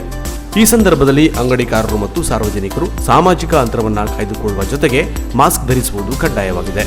ತಪ್ಪಿದ್ದಲ್ಲಿ ದಂಡ ವಿಧಿಸಲಾಗುವುದು. ಕುಮಟಾ ಪಟ್ಟಣದ ಎಲ್ಲ ರೀತಿಯ ಅಂಗಡಿಕಾರರು ಉದ್ದಿಮೆ ಪರವಾನಗಿ ಪಡೆಯುವುದು ಕಡ್ಡಾಯವಾಗಿದೆ. ಅಲ್ಲದೆ ಸಂಜೆ 7 ಗಂಟೆಯಿಂದ ಮಾರನೆಯ ದಿನ ಬೆಳಿಗ್ಗೆ 7 ಗಂಟೆಯವರೆಗೆ ವೈದ್ಯಕೀಯ ಕಾರಣವನ್ನು ಹೊರತುಪಡಿಸಿ ಸಾರ್ವಜನಿಕರ ಓಡಾಟವನ್ನು ಸಂಪೂರ್ಣವಾಗಿ ನಿಷೇಧಿಸಲಾಗಿದೆ. ಭಾನುವಾರ ಔಷಧ ಅಂಗಡಿಯನ್ನು ಹೊರತುಪಡಿಸಿ ಉಳಿದೆಲ್ಲ ಅಂಗಡಿಗಳನ್ನು ಸಂಪೂರ್ಣ ಬಂದ್ ಮಾಡಲು ಆದೇಶಿಸಲಾಗಿದೆ. ಕೊರೋನಾ ನಿಯಂತ್ರಣಕ್ಕೆ ಸಂಬಂಧಿಸಿದಂತೆ ಜಾರಿಯಾದ ಸರ್ಕಾರದ ಆದೇಶವನ್ನು ಉಲ್ಲಂಘಿಸಿದರೆ ಅಥವಾ ಸಹಕರಿಸದಿದ್ದರೆ ಅಂತ ಅಂಗಡಿಗಳನ್ನು ಬಂದ್ ಮಾಡಲಾಗುವುದು. ಅಂತ ಅಂಗಡಿಕಾರರ ವಿರುದ್ಧ ಸೂಕ್ತ ಕ್ರಮ ಕೈಗೊಳ್ಳಲಾಗುವುದು ಎಂದು ತಿಳಿಸಲಾಗಿದೆ. ಹಾಗಾಗಿ ಸಾರ್ವಜನಿಕರು ಸರ್ಕಾರದ ಆದೇಶವನ್ನು ಪಾಲಿಸುವ ಮೂಲಕ ಸಹಕಾರ ನೀಡಬೇಕೆಂದು ತಾಲೂಕು ಆಡಳಿತ ಮತ್ತು ಪುರಸಭೆ ಕುಮಟಾ ಪ್ರಕಟಣೆಯಲ್ಲಿ ತಿಳಿಸಿದೆ. ಕುಮಟಾ ಎಪಿಎಂಸಿಯಲ್ಲಿ ಶ್ರೀ ಚಿದಾನಂದ ನಾಯ್ಕ್ ಅವರನ್ನ ನೂತನ ನಾಮನಿರ್ದೇಶಿತ ಸದಸ್ಯರಾಗಿ ಆಯ್ಕೆ ಮಾಡುವಲ್ಲಿ ಸಹಕಾರ ನೀಡಿದ ಶ್ರೀ ದಿನಕರ್ ಶೆಟ್ಟಿ ಶಾಸಕರು, ಕುಮಟಾ ಹೊನ್ನಾವರ ವಿಧಾನಸಭಾ ಕ್ಷೇತ್ರ ಹಾಗೂ ಬಿಜೆಪಿಯ ಎಲ್ಲ ಮುಖಂಡರಿಗೆ ಹಾರ್ದಿಕ ಅಭಿನಂದನೆಗಳು. ಶಾಸಕ ಶ್ರೀ ದಿನಕರ್ ಶೆಟ್ಟಿ ಅವರಿಗೆ ಸದಾ ಕೃತಜ್ಞರಾಗಿರುವ ಶ್ರೀ ಚಿದಾನಂದ ನಾಯ್ಕ್ ನಾಮನಿರ್ದೇಶಿತ ಸದಸ್ಯರು, ಎಪಿಎಂಸಿ ಕುಮಟಾ. ಕುಮಟಾ ಎಪಿಎಂಸಿಯ ಅಧ್ಯಕ್ಷರಾಗಿ ಶ್ರೀ ರಾಮನಾಥ್ ಶಾನ್ಭಾಗ್ ಅವರು 7 ವರ್ಷಗಳು ಆಡಳಿತ ನಡೆಸಲು ಅವಕಾಶ ನೀಡುವ ಜೊತೆಗೆ ಎಪಿಎಂಸಿಯ ಸಮಗ್ರ ಅಭಿವೃದ್ಧಿಗೆ ಸಲಹೆ ಸೂಚನೆ ನೀಡಿದ ಎಪಿಎಂಸಿಯ ಎಲ್ಲ ಸದಸ್ಯರು, ನಾಮನಿರ್ದೇಶಿತ ಸದಸ್ಯರಿಗೆ, ಅಧಿಕಾರಿಗಳು ಮತ್ತು ಸಿಬ್ಬಂದಿ ವರ್ಗಕ್ಕೆ ಹಾರ್ದಿಕ ಕೃತಜ್ಞತೆಗಳು. ನಿಮ್ಮೆಲ್ಲರ ಸಹಕಾರ, ಬೆಂಬಲ ಸದಾ ಬಯಸುವ ಶ್ರೀ ರಾಮನಾಥ್ ಶಾನ್ಭಾಗ್, ನಿಕಟಪೂರ್ವ ಅಧ್ಯಕ್ಷರು, ಎಪಿಎಂಸಿ ಕುಮಟಾ. ಕುಮಟಾ ಎಪಿಎಂಸಿಯ ನೂತನ ಅಧ್ಯಕ್ಷರಾಗಿ ಆಯ್ಕೆಯಾದ ಶ್ರೀ ರಮೇಶ್ ಸೀತಾರಾಮ್ ಪ್ರಸಾದ್ ಹಾಗೂ ಉಪಾಧ್ಯಕ್ಷರಾದ ಶ್ರೀ ಶಾಂತರಾಜ್ ಶಿವಯ್ಯ ನಾಯ್ಕ್ ಅವರಿಗೆ ಹಾರ್ದಿಕ ಅಭಿನಂದನೆಗಳು. ನಿಮ್ಮ ಅಧಿಕಾರ ಅವಧಿಯಲ್ಲಿ ಕುಮಟಾ ಎಪಿಎಂಸಿಯು ಸರ್ವತೋಮುಖ ಅಭಿವೃದ್ಧಿಯಾಗಲಿ, ರಾಜಕೀಯವಾಗಿ ಇನ್ನೂ ಹೆಚ್ಚಿನ ಸ್ಥಾನಮಾನ ಪಡೆಯುವ ಜೊತೆಗೆ ಆಯುಷ್ಯ, ಆರೋಗ್ಯ ವೃದ್ಧಿಯಾಗಲೆಂದು ಶುಭ ಹಾರೈಸುವ ಶ್ರೀ ಮಹೇಶ್ ಶೆಟ್ಟಿ, ಸದಸ್ಯರು, ತಾಲೂಕು ಪಂಚಾಯತ್ ಕುಮಟಾ. ಕುಮಟಾ ಎಪಿಎಂಸಿಯ ನೂತನ ಅಧ್ಯಕ್ಷರಾಗಿ ಶ್ರೀ ರಮೇಶ್ ಸೀತಾರಾಮ್ ಪ್ರಸಾದ್ ಹಾಗೂ ಉಪಾಧ್ಯಕ್ಷರಾಗಿ ಶ್ರೀ ಶಾಂತರಾಜ್ ಶಿವಯ್ಯ ನಾಯ್ಕ್ ಅವರನ್ನ ಆಯ್ಕೆ ಮಾಡುವಲ್ಲಿ ಸಂಪೂರ್ಣ ಸಹಕಾರ ನೀಡಿದ ಮಾನ್ಯ ಶ್ರೀ ದಿನಕರ್ ಶೆಟ್ಟಿ ಶಾಸಕರು, ಕುಮಟಾ ಹೊನ್ನಾವರ ವಿಧಾನಸಭಾ ಕ್ಷೇತ್ರ, ಶ್ರೀ ವೆಂಕಟೇಶ್ ನಾಯಕ್ ಬಿಜೆಪಿ ಜಿಲ್ಲಾಧ್ಯಕ್ಷರು, ಶ್ರೀ ಹೇಮಂತ್ ಕುಮಾರ್ ಗಾಂವ್ಕರ್ ಬಿಜೆಪಿಯ ಕುಮಟಾ ತಾಲೂಕು ಮಂಡಲಾಧ್ಯಕ್ಷರು, ಕುಮಟಾ ಎಪಿಎಂಸಿಯ ಎಲ್ಲ ಸದಸ್ಯರು, ನಾಮನಿರ್ದೇಶಿತ ಸದಸ್ಯರು, ಬಿಜೆಪಿ ಮುಖಂಡರಿಗೆ ಹೃತ್ಪೂರ್ವಕ ಕೃತಜ್ಞತೆಗಳು. ನಿಮ್ಮೆಲ್ಲರ ಮಾರ್ಗದರ್ಶನ, ಸಲಹೆ, ಸೂಚನೆ ಬಯಸುವ ಶ್ರೀ ರಮೇಶ್ ಸೀತಾರಾಮ್ ಪ್ರಸಾದ್, ಅಧ್ಯಕ್ಷರು, ಎಪಿಎಂಸಿ ಕುಮಟಾ. ಶ್ರೀ ಶಾಂತರಾಜ್ ಶಿವಯ್ಯ ನಾಯ್ಕ್, ಉಪಾಧ್ಯಕ್ಷರು, ಎಪಿಎಂಸಿ ಕುಮಟಾ. ಕೇಂದ್ರದಲ್ಲಿ 2ನೇ ಬಾರಿಗೆ ಅಧಿಕಾರಕ್ಕೆ ಬಂದು 1 ವರ್ಷ ಪೂರೈಸುತ್ತಿರುವ ನಮ್ಮೆಲ್ಲರ ಹೆಮ್ಮೆಯ ಪ್ರಧಾನಿ ಶ್ರೀ ನರೇಂದ್ರ ಮೋದಿಜಿಯವರ 2.0 ಸರ್ಕಾರ ಜನರ ಆಶೋತ್ತರಗಳಿಗೆ ಸಮರ್ಪಕವಾಗಿ ಸ್ಪಂದಿಸುವ ಮೂಲಕ ಅತ್ಯುತ್ತಮ ಆಡಳಿತ ನೀಡಿರುವುದು ಸಂತಸ ತಂದಿದೆ. ಮೋದಿಜಿಯವರ ಪ್ರಯತ್ನದ ಫಲವಾಗಿ ಜಗತ್ತಿನಲ್ಲೇ ಭಾರತ ದೇಶ ತನ್ನ ವರ್ಚಸ್ಸನ್ನು ವೃದ್ಧಿಸಿಕೊಂಡಿದೆ. ಉಗ್ರವಾದವನ್ನು ಮಟ್ಟ ಹಾಕುವಲ್ಲಿ ಯಶಸ್ವಿಯಾಗಿದೆ. ದೇಶದಲ್ಲಿ ಉದ್ಯಮಕ್ಕೆ ಹೆಚ್ಚಿನ ಒತ್ತು ನೀಡಲಾಗಿದೆ. ಧಾರ್ಮಿಕ ಸೌಹಾರ್ದತೆಯನ್ನು ಕಾಪಾಡಿಕೊಳ್ಳುವ ಜೊತೆಗೆ ಜಗತ್ತಿನಲ್ಲೇ ತಲ್ಲಣ ಮೂಡಿಸಿರುವ ಕೋವಿಡ್-19 ಬಿಕ್ಕಟ್ಟನ್ನು ಅತ್ಯಂತ ಜಾಣ್ಮೆಯಿಂದ ಸಮರ್ಥವಾಗಿ ನಿಭಾಯಿಸಿರುವುದು ಪ್ರಧಾನಿ ಮೋದಿಜಿ ಸರ್ಕಾರದ ಹೆಮ್ಮೆಯ ಸಾಧನೆಯಾಗಿದೆ. ಪ್ರಧಾನಿ ಮೋದಿಜಿಯವರು ಜನಮಾನಸದ ನಾಯಕರಾಗಲಿ, ಜಾಗತಿಕ ಮಟ್ಟದಲ್ಲಿ ಅವರ ಹೆಸರು ಬೆಳಗಲಿ. ಮೋದಿ ನೇತೃತ್ವದ ಸರ್ಕಾರ 5 ವರ್ಷಗಳನ್ನು ಯಶಸ್ವಿಯಾಗಿ ಪೂರೈಸುವುದರೊಂದಿಗೆ 3ನೇ ಬಾರಿಯೂ ಅಧಿಕಾರ ಸ್ಥಾಪಿಸಲಿ ಎಂದು ಹಾರೈಸುವ ಪಕ್ಷದ ಮುಖಂಡರು ಮತ್ತು ಕಾರ್ಯಕರ್ತರು. ಬಿಜೆಪಿ ಜಿಲ್ಲಾ ಘಟಕ, ಉತ್ತರ ಕನ್ನಡ. ದೇಶವನ್ನ 2ನೇ ಬಾರಿಗೆ ಮುನ್ನಡೆಸುತ್ತಿರುವ ಪ್ರಬಲ ಜಾಗತಿಕ ನಾಯಕ, ನಮ್ಮ ಹೆಮ್ಮೆಯ ಸನ್ಮಾನ್ಯ ಪ್ರಧಾನಮಂತ್ರಿ ಶ್ರೀ ನರೇಂದ್ರ ಮೋದಿಯವರ ನೇತೃತ್ವದ ಬಿಜೆಪಿ ಸರ್ಕಾರ ಇಂದು 1 ವರ್ಷ ಪೂರ್ಣಗೊಳಿಸುತ್ತಿರುವುದಕ್ಕೆ ಅವರಿಗೆ ಹಾರ್ದಿಕ ಅಭಿನಂದನೆಗಳು. ಅವರ ನೇತೃತ್ವದ ಕೇಂದ್ರ ಸರ್ಕಾರ ಹಲವಾರು ಸಾಧನೆಗಳನ್ನು ಮಾಡಿ ಅಂತಾರಾಷ್ಟ್ರೀಯ ಮಟ್ಟದಲ್ಲಿ ಜಗತ್ತಿನ ಶಕ್ತಿವಂತ ದೇಶಗಳು ಸೇರಿದಂತೆ ಬಹುತೇಕ ರಾಷ್ಟ್ರಗಳು ಭಾರತವನ್ನ ಗೌರವಿಸುವಂತೆ ದೇಶದ ಕೀರ್ತಿ ಪತಾಕೆಯನ್ನ ಜಗತ್ತಿನ ದಶದಿಕ್ಕಿಗೂ ಪಸರಿಸಿದ್ದಾರೆ. ಶತ್ರು ರಾಷ್ಟ್ರಗಳು ಕೂಡ ಬೆವರುವಂತೆ ಬಲಿಷ್ಠ ವಿದೇಶಿ ನೀತಿ ಅನುಸರಿಸಿ ರಾಮಮಂದಿರ ನಿರ್ಮಾಣ, ಕಾಶ್ಮೀರದಿಂದ ಆರ್ಟಿಕಲ್ 370 ಸಂಹಿತೆಯನ್ನ ಕಿತ್ತುಹಾಕಿ ಅಂತಾರಾಷ್ಟ್ರೀಯ ಮಟ್ಟದಲ್ಲಿ ಕಾಶ್ಮೀರ ವಿಷಯದಲ್ಲಿ ಯಾವ ದೇಶವೂ ತಗಾದೆ ತೆಗೆಯದಂತೆ ಬಾಯಿ ಮುಚ್ಚಿಸಿದ ಹೆಗ್ಗಳಿಕೆ ನಮ್ಮ ದೇಶದ ಪ್ರಧಾನಿಯವರದ್ದಾಗಿದೆ. ಕೊರೋನಾ ಹೆಮ್ಮಾರಿಯ ಸಂದರ್ಭದಲ್ಲಂತೂ ಇಡೀ ದೇಶವೇ ಮೆಚ್ಚಿನ ಪ್ರಧಾನಿಗೆ ಬೆಂಬಲ ಸೂಚಿಸಿ ಕೊರೋನಾ ನಿಯಂತ್ರಿಸಲು ಅವರು ತೋರಿದ ಅಸಾಧಾರಣ ಸಾಧನೆಗೆ ಇಡೀ ಜಗತ್ತೇ ಅವರಿಗೆ ತಲೆಬಾಗಿದೆ. ಭಾರತೀಯ ಜನತಾ ಪಕ್ಷವೂ ಕೂಡ ಅವರಿಗೆ ಬೆಂಗಾವಲಾಗಿ ನಿಂತಿದೆ. ಲಾಕ್ಡೌನ್ನಿಂದ ಸಂಕಷ್ಟಕ್ಕೊಳಗಾದ ದೇಶ ಬಾಂಧವರಿಗೆ ನೆರವಾಗಲು ದೇಶದಾದ್ಯಂತ 19 ಕೋಟಿ ಆಹಾರ ಪೊಟ್ಟಣ, 4 ಕೋಟಿಗೂ ಅಧಿಕ ಪಡಿತರ ಪೊಟ್ಟಣ, 5 ಕೋಟಿಗೂ ಅಧಿಕ ಮಾಸ್ಕ್, ಆರೋಗ್ಯ ಸೇತು ಆ್ಯಪ್ ಬಗ್ಗೆ ಜನಜಾಗೃತಿ, ಪಿಎಂ ಕೇರ್ಸ್ ನಿಧಿಗೆ ದೇಣಿಗೆ ನೀಡುವಂತೆ ಹುರಿದುಂಬಿಸಿರುವುದು ಸರ್ಕಾರದ ಜೊತೆಗೆ ಬಿಜೆಪಿ ಒಂದು ಜವಾಬ್ದಾರಿ ಪಕ್ಷವಾಗಿ ಕೆಲಸ ಮಾಡಿದೆ. ಇದಕ್ಕೆಲ್ಲ ಪ್ರಧಾನಿ ಮೋದಿಯವರ ಕಾರ್ಯಶೈಲಿಯೇ ಮುಖ್ಯ ಕಾರಣವಾಗಿದೆ. ಕ್ಷೇತ್ರದ ಜನತೆಯ ಪರವಾಗಿ ಸನ್ಮಾನ್ಯ ಪ್ರಧಾನಮಂತ್ರಿ ಶ್ರೀ ನರೇಂದ್ರ ಮೋದಿಯವರಿಗೆ ಹೃತ್ಪೂರ್ವಕ ಅಭಿನಂದನೆ ಸಲ್ಲಿಸುವವರು ಶ್ರೀ ದಿನಕರ್ ಶೆಟ್ಟಿ, ಶಾಸಕರು, ಕುಮಟಾ ಹೊನ್ನಾವರ ವಿಧಾನಸಭಾ ಕ್ಷೇತ್ರ. ಕೊರೋನಾ ವೈರಸ್ ಹರಡುವಿಕೆಯನ್ನು ತಡೆಯಲು ಮಾನ್ಯ ಜಿಲ್ಲಾಧಿಕಾರಿ ಅವರ ಆದೇಶದಂತೆ ಔಷಧಿ ಅಂಗಡಿಯನ್ನು ಹೊರತುಪಡಿಸಿ ಉಳಿದೆಲ್ಲ ಅಂಗಡಿಗಳು ಬೆಳಿಗ್ಗೆ 7 ಗಂಟೆಯಿಂದ ಸಂಜೆ 6 ಗಂಟೆಯವರೆಗೆ ತೆರೆಯಲು ಅವಕಾಶ ಕಲ್ಪಿಸಲಾಗಿದೆ. ಈ ಸಂದರ್ಭದಲ್ಲಿ ಅಂಗಡಿಕಾರರು ಮತ್ತು ಸಾರ್ವಜನಿಕರು ಸಾಮಾಜಿಕ ಅಂತರವನ್ನು ಕಾಯ್ದುಕೊಳ್ಳುವ ಜೊತೆಗೆ ಮಾಸ್ಕ್ ಧರಿಸುವುದು ಕಡ್ಡಾಯವಾಗಿದೆ. ತಪ್ಪಿದ್ದಲ್ಲಿ ದಂಡ ವಿಧಿಸಲಾಗುವುದು. ಕುಮಟಾ ಪಟ್ಟಣದ ಎಲ್ಲ ರೀತಿಯ ಅಂಗಡಿಕಾರರು ಉದ್ದಿಮೆ ಪರವಾನಗಿ ಪಡೆಯುವುದು ಕಡ್ಡಾಯವಾಗಿದೆ. ಅಲ್ಲದೆ ಸಂಜೆ 7 ಗಂಟೆಯಿಂದ ಮಾರನೆಯ ದಿನ ಬೆಳಿಗ್ಗೆ 7 ಗಂಟೆಯವರೆಗೆ ವೈದ್ಯಕೀಯ ಕಾರಣವನ್ನು ಹೊರತುಪಡಿಸಿ ಸಾರ್ವಜನಿಕರ ಓಡಾಟವನ್ನು ಸಂಪೂರ್ಣವಾಗಿ ನಿಷೇಧಿಸಲಾಗಿದೆ. ಭಾನುವಾರ ಔಷಧ ಅಂಗಡಿಯನ್ನು ಹೊರತುಪಡಿಸಿ ಉಳಿದೆಲ್ಲ ಅಂಗಡಿಗಳನ್ನು ಸಂಪೂರ್ಣ ಬಂದ್ ಮಾಡಲು ಆದೇಶಿಸಲಾಗಿದೆ. ಕೊರೋನಾ ನಿಯಂತ್ರಣಕ್ಕೆ ಸಂಬಂಧಿಸಿದಂತೆ ಜಾರಿಯಾದ ಸರ್ಕಾರದ ಆದೇಶವನ್ನು ಉಲ್ಲಂಘಿಸಿದರೆ ಅಥವಾ ಸಹಕರಿಸದಿದ್ದರೆ ಅಂಥ ಅಂಗಡಿಗಳನ್ನು ಬಂದ್ ಮಾಡಲಾಗುವುದು. ಅಂಥ ಅಂಗಡಿಕಾರರ ವಿರುದ್ಧ ಸೂಕ್ತ ಕ್ರಮ ಕೈಗೊಳ್ಳಲಾಗುವುದು ಎಂದು ತಿಳಿಸಲಾಗಿದೆ. ಹಾಗಾಗಿ ಸಾರ್ವಜನಿಕರು ಸರ್ಕಾರದ ಆದೇಶವನ್ನು ಪಾಲಿಸುವ ಮೂಲಕ ಸಹಕಾರ ನೀಡಬೇಕೆಂದು ತಾಲೂಕು ಆಡಳಿತ ಮತ್ತು ಪುರಸಭೆ ಕುಮಟಾ ಪ್ರಕಟಣೆಯಲ್ಲಿ ತಿಳಿಸಿದೆ. ಸರ್ಕಾರ 2 ತಿಂಗಳು ನಿಷೇಧದಿಂದ ಮೀನುಗಾರರಿಗೆ 15 ದಿನಗಳ ವಿನಾಯಿತಿ ನೀಡಿದ್ದರೂ ಹವಾಮಾನ ವೈಪರೀತ್ಯ ಬೋಟ್ಗಳನ್ನು ಕಡಲಿಗೆ ಇಳಿಸದಂತೆ ಮತ್ತೊಂದು ಹೊಡೆತ ನೀಡಿದ್ದು ಮೀನುಗಾರರು ಸಾಲು ಸಮಸ್ಯೆಗಳನ್ನು ಎದುರಿಸುವಂತೆ ಮಾಡಿದೆ. ಜಿಲ್ಲೆಯ ಮೀನುಗಾರರಿಗೆ ಈ ಬಾರಿ ಒಂದೆಡೆ ಕೊರೋನಾಘಾತ, ಮತ್ಸ್ಯಬೇಟೆಗೆ ತೊಡಕುಂಟು ಮಾಡಿದರೆ ಯಾಂತ್ರೀಕೃತ ಮೀನುಗಾರಿಕೆ ಮೀನಿನ ಸಾಂಪ್ರದಾಯಿಕ 2 ತಿಂಗಳ ನಿಷೇಧ ಇನ್ನೊಂದೆಡೆ ಮತ್ಸ್ಯೋದ್ಯಮಕ್ಕೆ ಹಿನ್ನಡೆ ಉಂಟು ಮಾಡಿದೆ. ಸರ್ಕಾರ 2 ತಿಂಗಳ ನಿಷೇಧದಿಂದ 15 ದಿನಗಳ ವಿನಾಯಿತಿ ನೀಡಿದ್ದರೂ ಹವಾಮಾನ ವೈಪರೀತ್ಯ ಬೋಟ್ಗಳನ್ನು ಕಡಲಿಗೆ ಇಳಿಸದಂತೆ ಮತ್ತೊಂದು ಹೊಡೆತ ನೀಡಿದೆ. ಕಳೆದ ವರ್ಷ ಕೂಡ ಮೀನುಗಾರರು ಕಹಿ ದಿನಗಳನ್ನು ಕಳೆದಿದ್ದರು. ಸಾಲು ಸಮಸ್ಯೆಗಳನ್ನು ಎದುರಿಸುವಂತಾಗಿತ್ತು. ಮಳೆಗಾಲದ ಆರಂಭದಲ್ಲಿ ಕಡಲು ಪ್ರಕ್ಷುಬ್ಧಗೊಂಡು ಮೀನುಗಾರಿಕೆ ತಡವಾಗಿ ಶುರುವಾಗಿ ಬಳಿಕ ಹವಾಮಾನ ವೈಪರೀತ್ಯದಿಂದ ಸಮುದ್ರಕ್ಕೆ ತೆರಳಿದ್ದ ಮೀನುಗಾರರು ಬರಿಗೈಲಿ ವಾಪಸ್ಸಾಗಿದ್ದರು. ಇನ್ನೊಂದೆಡೆ ನೆರೆ ಹಾವಳಿಯು ಮತ್ಸ್ಯಬೇಟೆಗೆ ತೊಡಕುಂಟು ಮಾಡಿತು. ಪರಿಣಾಮ ಲಕ್ಷಾಂತರ ರೂಪಾಯಿ ನಷ್ಟ ಅನುಭವಿಸಿದರು. ಈ ಬಾರಿ ಕೂಡ ಜಿಲ್ಲೆಯಲ್ಲಿ ಮೀನುಗಾರಿಕೆ ಪ್ರಾರಂಭವಾದ ನಂತರ ಎದುರಾದ ಹವಾಮಾನ ವೈಪರೀತ್ಯದಿಂದ ಹಲವು ದಿನಗಳ ಕಾಲ ಮೀನುಗಾರಿಕೆ ಮಾಡಲಾಗದೆ ಬೋಟ್ಗಳನ್ನು ಲಂಗರು ಹಾಕಿಡುವಂತಾಗಿತ್ತು. ಮೀನುಗಾರಿಕೆ ಪ್ರಾರಂಭವಾದ ನಂತರವೂ ಮೀನು ಸರಿಯಾಗಿ ಬಲೆಗೆ ಬೀಳದೆ ಮತ್ಸ್ಯಕ್ಷಾಮ ಎದುರಾಗಿತ್ತು. ಮೀನುಗಾರರು ಮಾಡಿದ ಸಾಲದ ಬಡ್ಡಿ ಕಟ್ಟಲು ಆಗದೆ ಪರದಾಡುವಂತಹ ಪರಿಸ್ಥಿತಿ ಎದುರಾಗಿತ್ತು. ಅದರ ಜೊತೆಗೆ ಮೀನುಗಾರರಿಗೆ ಕೊರೋನಾ ಆಘಾತ ತಂದೊಡ್ಡಿತು. ಮೀನುಗಾರಿಕಾ ಬೋಟ್ನಲ್ಲಿ ಗುಂಪಾಗಿ ತೆರಳುತ್ತಾರೆ ಎನ್ನುವ ಕಾರಣ ನೀಡಿ ಮೀನುಗಾರಿಕೆ ಸ್ಥಗಿತ ಮಾಡಿರುವುದರಿಂದ ಮತ್ತೆ ಬೋಟ್ಗಳನ್ನು ಲಂಗರು ಹಾಕಿ ನಿಲ್ಲಿಸಲಾಗಿತ್ತು. ಬಳಿಕ ಮೀನುಗಾರರ ಕೋರಿಕೆಯ ಮೇರೆಗೆ ಕೇಂದ್ರ ಸರ್ಕಾರದ ಸೂಚನೆ ಹಾಗೂ ರಾಜ್ಯದ ಮುಖ್ಯಮಂತ್ರಿಗಳ ಆದೇಶದಂತೆ ಕರಾವಳಿಯ ಎಲ್ಲಾ ಸಾಂಪ್ರದಾಯಿಕ ಮತ್ತು ನಾಡದೋಣಿ ಮೀನುಗಾರಿಕೆಗೆ ಮೇ 15ರಿಂದ ಅವಕಾಶ ನೀಡಲಾಗಿತ್ತು. ಆದರೆ ಈ ಅವಧಿಯಲ್ಲಿ ಅಷ್ಟೊಂದು ಮೀನುಗಾರಿಕೆಯಾಗದೆ ಮೀನುಗಾರರು ಭಾರೀ ನಷ್ಟಕ್ಕೆ ಒಳಗಾಗಿದ್ದರು.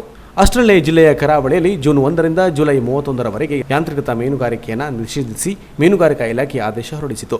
ಹೀಗಾಗಿ ಕೇವಲ 15 ದಿನಗಳವರೆಗೆ ಮಾತ್ರ ಮೀನುಗಾರಿಕೆ ನಡೆಸಬೇಕಾದ ಅನಿವಾರ್ಯತೆ ಮೀನುಗಾರರಿಗೆ ಎದುರಾಯಿತಾದರೂ ಕೆಲವು ಬೋಟ್ಗಳು ಕಡಲಿಗೆ ಇಳಿದು ಮತ್ಸ್ಯ ಬೇಟೆಯನ್ನು ನಡೆಸಿದವು. ಕೇವಲ 15 ದಿನಕ್ಕಾಗಿ ಮತ್ತೆ ಕಡಲಿಗೆ ಇಳಿಯುವುದೆಂದು ಬಹುತೇಕ ಬೋಟ್ಗಳು ಮೀನುಗಾರಿಕೆಗೆ ತೆರಳಲಿಲ್ಲ. ಮತ್ಸ್ಯ ಬೇಟೆಗೆ ತೆರಳಿದ ಬೋಟ್ಗಳು ಕೂಡ ಸ್ವಲ್ಪ ಮೀನುಗಳಿಂದಾಗಿ ದಡಕ್ಕೆ ವಾಪಸ್ಸಾಯಿತು. ಇವೆಲ್ಲವನ್ನ ಮನಗಂಡು ಮೀನುಗಾರಿಕಾ ಇಲಾಖೆ ಮೀನುಗಾರಿಕಾ ನಿಷೇಧದ 2 ತಿಂಗಳ ಅವಧಿಯಲ್ಲಿ 15 ದಿನಗಳಿಗೆ ವಿನಾಯಿತಿ ನೀಡಿತು.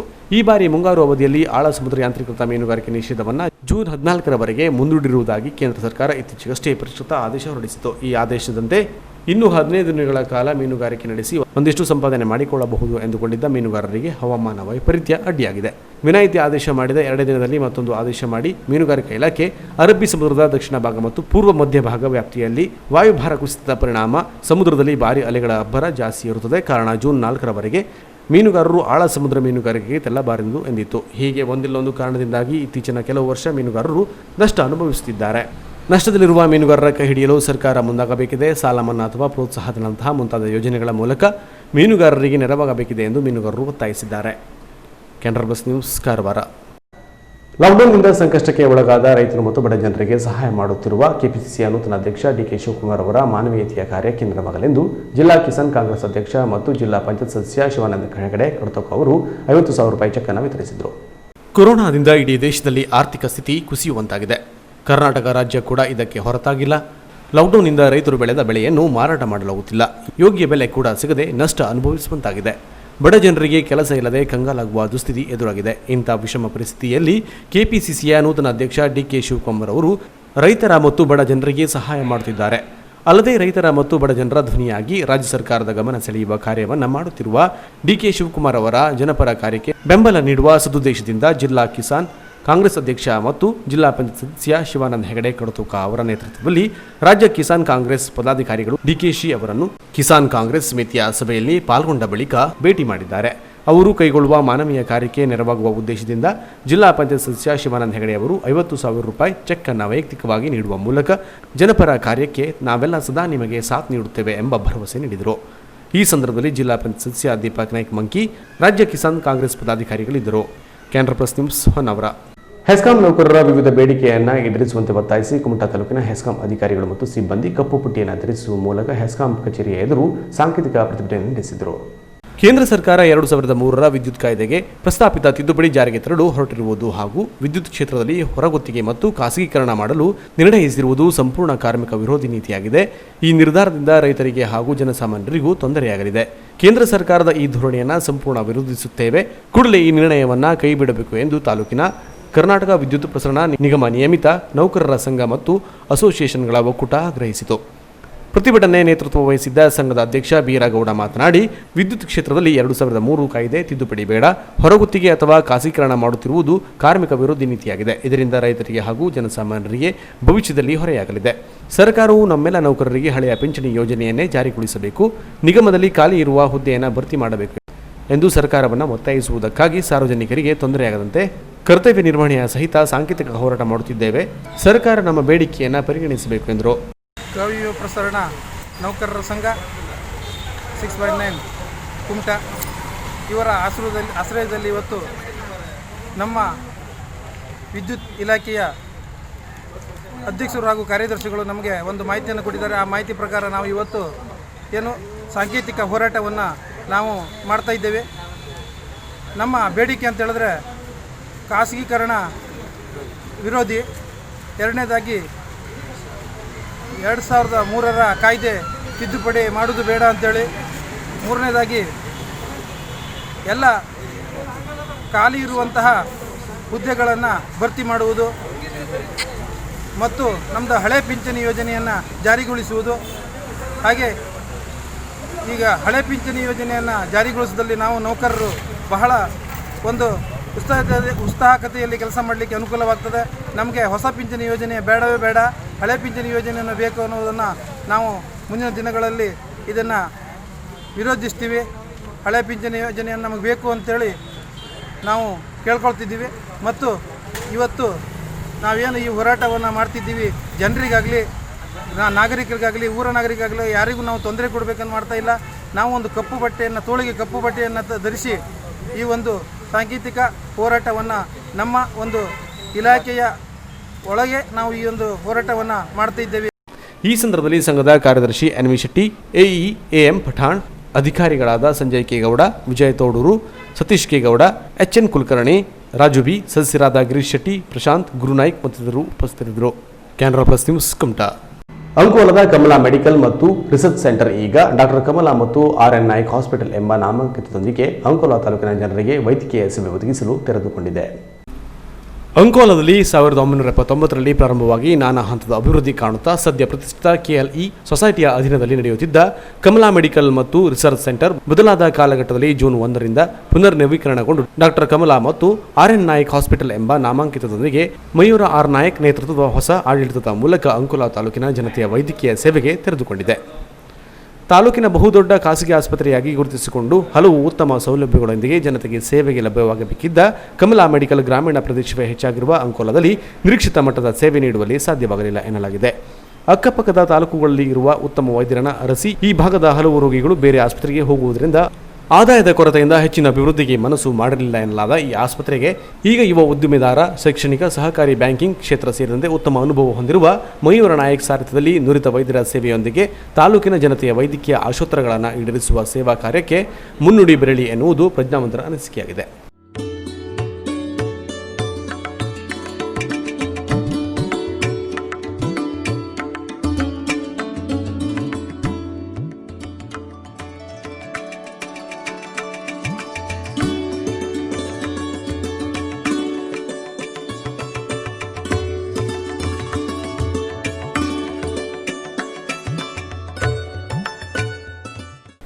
ಈ ಆಸ್ಪತ್ರೆಯಲ್ಲಿ ಸುಮಾರು 8 ಪ್ರಮುಖ ವೈದ್ಯರ ಸೇವೆಗಳ ಜೊತೆಯಲ್ಲಿ ಅನುಭವಿ 60ಕ್ಕೂ ಹೆಚ್ಚು ನಾನಾ ಸ್ತರದ ಸಿಬ್ಬಂದಿಗಳು ಕಾರ್ಯನಿರ್ವಹಿಸುತ್ತಿದ್ದಾರೆ. ಹೊಸ ಆಸ್ಪತ್ರೆಯಾಗಿರುವುದರಿಂದ ಅಂಕೋಲಾದಲ್ಲಿ ಮನೆ ಮಾತಾಗಿದ್ದ ಸಹಕಾರಿ ಧೃಣ ದಿವಂಗತ ಆರ್ಎನ್ ನಾಯ್ಕ್ ಅವರ ಕನಸಿನ ಸೇವೆಯನ್ನು ನನಸು ಮಾಡಲು ಪುತ್ರ ಮಯೂರ ನಾಯಕ್ ಆಸ್ಪತ್ರೆಯ ಕಾರ್ಯಭಾರ ಹೊತ್ತು ಒಳಾಂಗಣವನ್ನು ಇನ್ನಷ್ಟು ಸುಂದರ ಮತ್ತು ವ್ಯವಸ್ಥಿತಗೊಳಿಸಿದ್ದಾರೆ ಮತ್ತು ಆರ್ಎನ್ ನಾಯಕ್ ಸಂಜೀವಿನಿ ಎನ್ನುವ ವಿಶೇಷ ಆರೋಗ್ಯ ಕಾರ್ಡನ್ನು ಪರಿಚಯಿಸಲಿದ್ದು ರೋಗಿಗಳಿಗೆ ನಾನಾ ರೀತಿಯ ರಿಯಾಯಿತಿ ಲಭ್ಯವಾಗಲಿದೆ. ಆಸ್ಪತ್ರೆಯಲ್ಲಿ ದಿನದ 24 ಗಂಟೆಯೂ 2 ಆಂಬ್ಯುಲೆನ್ಸ್ಗಳು ಸೇವೆ ಲಭ್ಯವಿರಲಿದೆ. 5 ಕಿಲೋಮೀಟರ್ ವ್ಯಾಪ್ತಿಯ ವೃದ್ಧರು ಮತ್ತಿತರ ಸಹಾಯಕರ ಮನೆಗೆ ಹೋಗಿ ರಕ್ತ ಸಂಗ್ರಹಿಸಿ ಮನೆ ಬಾಗಿಲಿಗೆ ಸೇವೆ ಒದಗಿಸಲು ಸಿದ್ಧರಾಗಿದ್ದಾರೆ.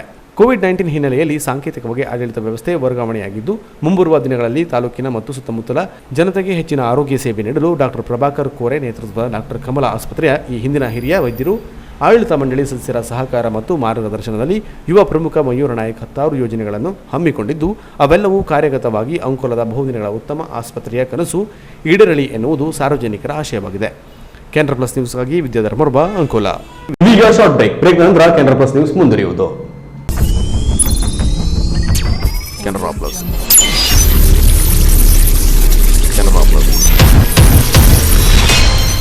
ಹೋಮ್ ಫರ್ನಿಶಿಂಗ್ ಮತ್ತು ಫರ್ನಿಚರ್ಗಳ ಬೃಹತ್ ಮಳಿಗೆ ವಿನಾಯಕ್ ರೆಕ್ಸಿನ್ ಹೌಸ್.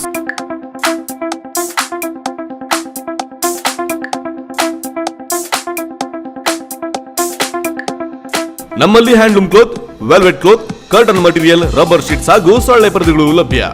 ಜುವಾರಿ ಸೇರಿದಂತೆ ಹಲವು ಕಂಪನಿಗಳ ಫರ್ನಿಚರ್ಸ್, ಕರ್ಲಾನ್, ಸ್ಲೀಪ್ ವೆಲ್ಗಳಂತಹ ಬ್ರಾಂಡೆಡ್ ಕಂಪನಿಯ ಮ್ಯಾಟ್ರೆಸಸ್ಗಳು ನಮ್ಮಲ್ಲಿ ಸಿಗುತ್ತೆ.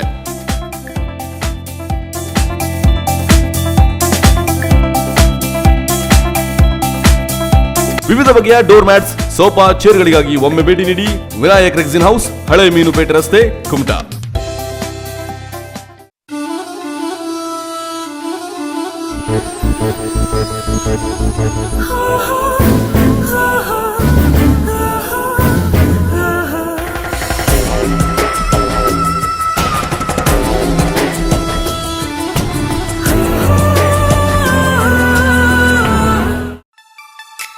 Quality, creativity, technology. Choice is yours. Swagat Jewelers.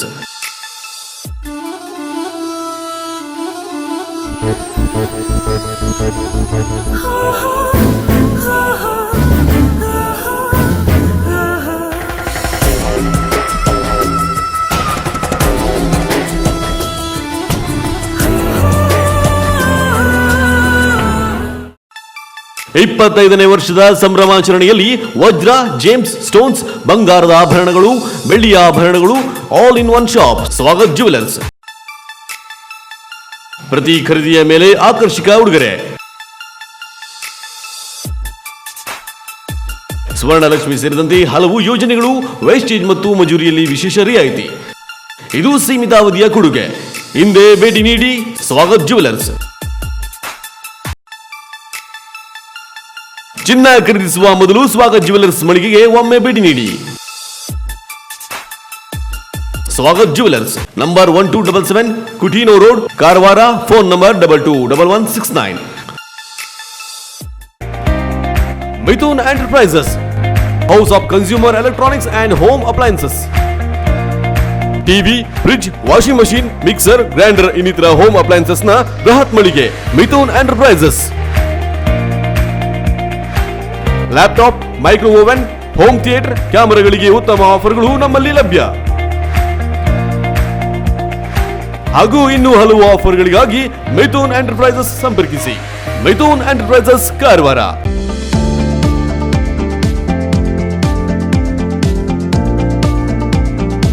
Variety design, different look, special quality ಹೊಂದಿರುವ ಬಟ್ಟೆಗಳ ಬೃಹತ್ ಮಳಿಗೆ ಶ್ರೀ ಆರಾಧನಾ ಸಿಲ್ಕ್ಸ್, ಶಿರಾಲಿ.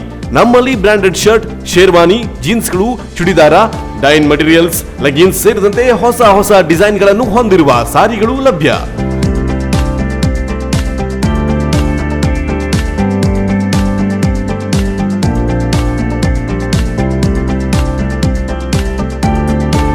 ವಿವಾಹ, ಮುಂಜಿ, ಹಬ್ಬಗಳು ಸೇರಿದಂತೆ ವಿವಿಧ ಶುಭ ಸಮಾರಂಭಗಳಿಗೆ ಅಗತ್ಯವಾದ ಜವಳಿ, ಮಕ್ಕಳಿಂದ ಹಿಡಿದು ವಯೋವೃದ್ಧರವರೆಗಿನ ಎಲ್ಲಾ ಬಗೆಯ ಬಟ್ಟೆಗಳ ಹೋಲ್ಸೇಲ್ ಜವಳಿ ವ್ಯಾಪಾರಸ್ಥರಾದ ಶ್ರೀ ಆರಾಧನಾ ಸಿಲ್ಕ್ಸ್ಗೆ ಒಮ್ಮೆ ಭೇಟಿ ನೀಡಿ. ರೀಸನೇಬಲ್ ರೇಟ್ ಜೊತೆಗೆ ಗ್ರಾಹಕರ ವಿಶ್ವಾಸಾರ್ಹ ಸೇವೆ ನೀಡುವುದೇ ನಮ್ಮ ಗುರಿ. ಶ್ರೀ ಆರಾಧನಾ ಸಿಲ್ಕ್ಸ್, ಚಿತ್ರಾಪುರ ರಸ್ತೆ, ಶಿರಾಲಿ, ಭಟ್ಕಳ. ಕೂಡಲೇ ಸಂಪರ್ಕಿಸಿ 7019092378 ಹಾಗೂ 9632375963. ಉತ್ತಮ ಗುಣಮಟ್ಟದ ವಿಭಿನ್ನ ಬಟ್ಟೆಗಳ ಬೃಹತ್ ಮಳಿಗೆ ಶ್ರೀ ಧನಲಕ್ಷ್ಮಿ ಸಿಲ್ಕ್ಸ್, ಶಿರಾಲಿ.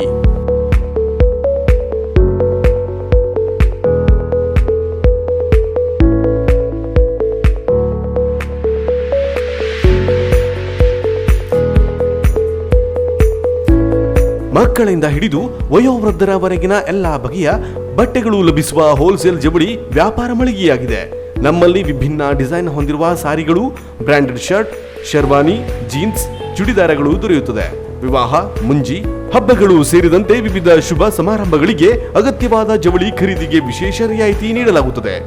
ಆಕರ್ಷಕ ದರದ ಜೊತೆಗೆ ಬಟ್ಟೆಗಳ ಗುಣಮಟ್ಟ ವಿಶ್ವಾಸಾರ್ಹವಾಗಿದೆ. ನಿಮಗಿಷ್ಟವಾದ ವಿವಿಧ ಕಲರ್ಸ್ ಮತ್ತು ವಿಭಿನ್ನ ಬಟ್ಟೆಗಳ ಆಯ್ಕೆಗಾಗಿ ಒಮ್ಮೆ ಭೇಟಿ ನೀಡಿ. Shri Dhanalakshmi silks, near Syndicate bank, Shirali, Bhatkal. ಕೂಡಲೇ ಸಂಪರ್ಕಿಸಿ 7019092378 ಹಾಗೂ 9632375963.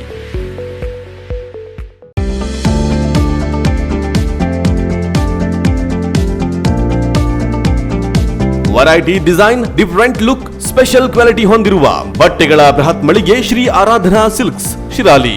ನಮ್ಮಲ್ಲಿ ಬ್ರಾಂಡೆಡ್ ಶರ್ಟ್, ಶೇರ್ವಾನಿ, ಜೀನ್ಸ್ಗಳು, ಚುಡಿದಾರ, ಡೈನ್ ಮಟೀರಿಯಲ್ಸ್, ಲೆಗಿನ್ಸ್ ಸೇರಿದಂತೆ ಹೊಸ ಹೊಸ ಡಿಸೈನ್ಗಳನ್ನು ಹೊಂದಿರುವ ಸಾರಿಗಳು ಲಭ್ಯ.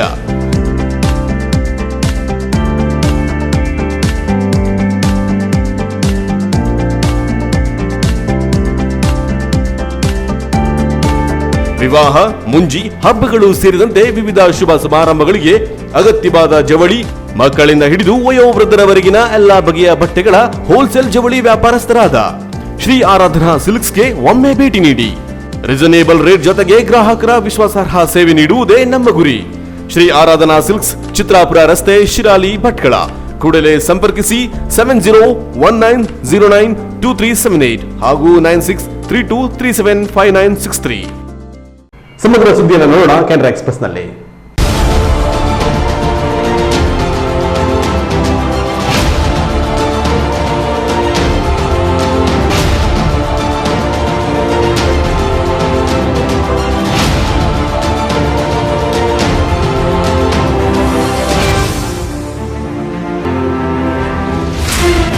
ಕೆನರಾ ಎಕ್ಸ್‌ಪ್ರೆಸ್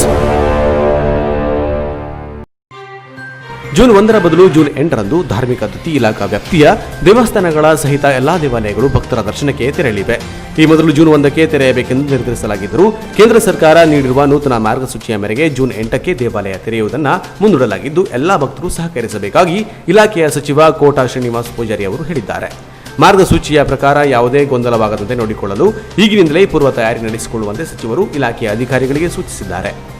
ದೇವಾಲಯದಲ್ಲಿ ಕುಂಕುಮ ಗಂಧ ಸಿಗುತ್ತದೆ, ಆದರೆ ತೀರ್ಥ ಸಿಗುವುದಿಲ್ಲ ಎಂದು ಈಗಾಗಲೇ ಸಚಿವ ಕೋಟಾ ಪೂಜಾರಿ ಅವರು ಹೇಳಿದ್ದಾರೆ. ಇಲಾಖೆಯ ಆಯುಕ್ತರ ಸುತ್ತೋಲೆಯ ಪ್ರಕಾರ ಎಲ್ಲಾ ದೇವಾಲಯಗಳು ಈ ಮಾರ್ಗಸೂಚಿಯನ್ನ ಪಾಲಿಸಬೇಕಿದೆ. ಒಟ್ಟು 6 ಮಾರ್ಗಸೂಚಿಗಳನ್ನು ನೀಡಲಾಗಿದೆ. ಅದರಲ್ಲಿ 1, ಎಲ್ಲಾ ದೇವಾಲಯದ ಪ್ರವೇಶದ್ವಾರಗಳಲ್ಲಿ ಉಷ್ಣತೆ ಪರೀಕ್ಷೆ ಕಡ್ಡಾಯ. ನಿಗದಿಗಿಂತ ಹೆಚ್ಚಿನ ಉಷ್ಣತೆ ಕಂಡುಬಂದರೆ ದೇವಾಲಯದೊಳಗೆ ಪ್ರವೇಶ ನೀಡಬಾರದು. 2, ಮಾಸ್ಕ್ ಅಥವಾ ಮೂಗು ಮುಚ್ಚುವಂತೆ ಕರವಸ್ತ್ರಗಳನ್ನು ಧರಿಸುವವರಿಗೆ ಮಾತ್ರ ದೇವಾಲಯದೊಳಗೆ ಬಿಡಬೇಕು. 3, ಮಾರ್ಗಸೂಚಿ ಪಾಲಿಸಲು ಹೆಚ್ಚಿನ ಭದ್ರತಾ ಸಿಬ್ಬಂದಿ ಬೇಕಿದ್ದಲ್ಲಿ ಆಯಾಯ ದೇವಾಲಯಗಳು 2 ತಿಂಗಳ ಮಟ್ಟಿಗೆ ಇವರನ್ನು ನೇಮಿಸಿಕೊಳ್ಳಬಹುದು. ಇದಕ್ಕೆ ತಗುಲುವ ಖರ್ಚನ್ನ ಆಯಾಯ ದೇವಾಲಯಗಳೇ ಭರಿಸಬೇಕು. 4, ದೇವಾಲಯದ ಅರ್ಚಕ ವೃಂದ, ಒಳಾಂಗಣ ಸಿಬ್ಬಂದಿ ಹೊರತುಪಡಿಸಿ ಅಧಿಕಾರಿಗಳು, ನೌಕರರು ಕಡ್ಡಾಯವಾಗಿ ಮಾಸ್ಕ್ ಧರಿಸಲೇಬೇಕು.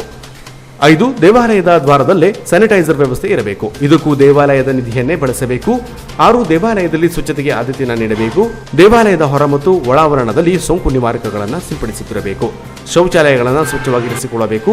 ಈ ಎಲ್ಲಾ ಮಾರ್ಗಸೂಚಿಯನ್ನ ಕಟ್ಟುನಿಟ್ಟಾಗಿ ಪಾಲಿಸಲು ಸಚಿವ ಕೋಟಾ ಶ್ರೀನಿವಾಸ ಪೂಜಾರಿ ಕೋರಿದ್ದಾರೆ. ಜೊತೆಗೆ ಭಕ್ತರು ಸಹಕರಿಸಬೇಕೆಂದು ವಿನಂತಿಸಿಕೊಂಡಿದ್ದಾರೆ.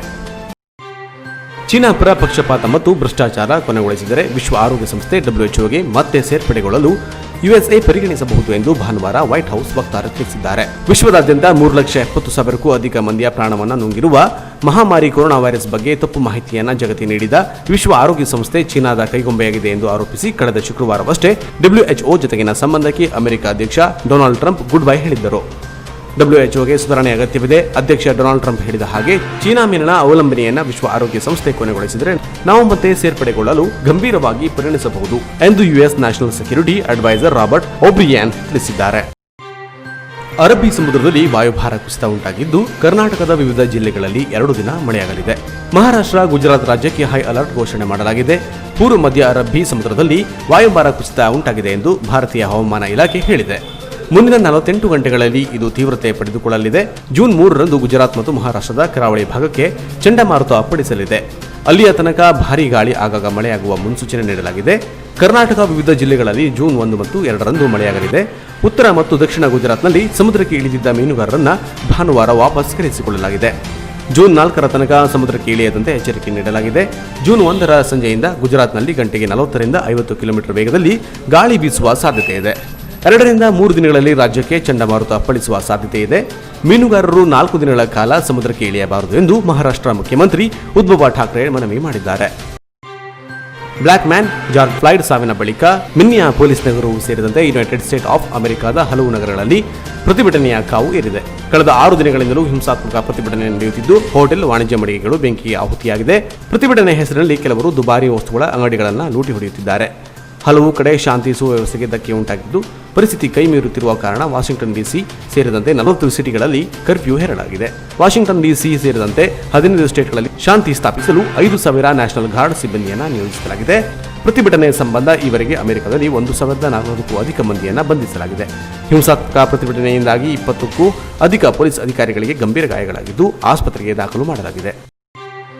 ಒಂದೇ ಭಾರತ ಮಿಷನ್ ಅಡಿ ದೆಹಲಿಯಿಂದ ಐರ್ಲೆಂಡ್ಗೆ ಏರ್ ಇಂಡಿಯಾ ವಿಮಾನ ಇಂದು ಸಂಚಾರ ನಡೆಸಲಿದೆ. ಕೇರಳದ 55 ನರ್ಸ್ಗಳು ಈ ವಿಮಾನದಲ್ಲಿ ಐರ್ಲೆಂಡ್ಗೆ ತೆರಳಲಿದ್ದಾರೆ. ಐರ್ಲೆಂಡ್ನಲ್ಲಿ ಕೆಲಸ ಮಾಡುತ್ತಿದ್ದ ಕೆಲವು ನರ್ಸ್ಗಳು ರಜೆಯ ಮೇಲೆ ಕೇರಳಕ್ಕೆ ಬಂದಿದ್ದರು. ಇನ್ನು ಕೆಲವರು ಈಗ ಕೆಲಸಕ್ಕೆ ಸೇರಿದ್ದು ಮೊದಲ ಬಾರಿಗೆ ಅಲ್ಲಿಗೆ ತೆರಳುತ್ತಿದ್ದಾರೆ. ಏಪ್ರಿಲ್ 10ರಂದು ತೆರಳಬೇಕಿದ್ದ ಎಲ್ಲರೂ ಲಾಕ್ಡೌನ್ ಪರಿಣಾಮ ತಡವಾಗಿ ಹೊರಡುತ್ತಿದ್ದಾರೆ. ಕೊರೋನಾ ವೈರಸ್ ಸೋಂಕು ಹರಡದಂತೆ ತಡೆಯಲು ಲಾಕ್ಡೌನ್ ಘೋಷಣೆ ಮಾಡಿದ್ದರಿಂದ ಅಂತಾರಾಷ್ಟ್ರೀಯ ವಿಮಾನ ಸಂಚಾರ ಸ್ಥಗಿತವಾಯಿತು. ಆದ್ದರಿಂದ ನರ್ಸ್ಗಳ ಪ್ರಯಾಣ ವಿಳಂಬವಾಗಿತ್ತು. ಈಗ ವಿಶೇಷ ಏರ್ ಇಂಡಿಯಾ ವಿಮಾನದಲ್ಲಿ ಸಂಚರಿಸಲಿದ್ದಾರೆ. ದುಬೈ, ಬೆಂಗಳೂರಿನಲ್ಲಿ ನರ್ಸ್ ಆಗಿ ಕೆಲಸ ಮಾಡಿದ ಟೀನಾ ಮ್ಯಾಥ್ಯೂ ಐರ್ಲೆಂಡ್ಗೆ ಹೋಗುತ್ತಿದ್ದಾರೆ. 4 ವರ್ಷದ ಮಗನನ್ನ ಕೇರಳದಲ್ಲಿಯೇ ಬಿಟ್ಟು ಹೋಗುತ್ತಿದ್ದು ಆಕೆಯ ಪೋಷಕರು ಮಗುವನ್ನ ನೋಡಿಕೊಳ್ಳಲಿದ್ದಾರೆ. ಕೊನೆಯಲ್ಲಿ ಮತ್ತೊಮ್ಮೆ ಹೆಡ್ಲೈನ್ಸ್.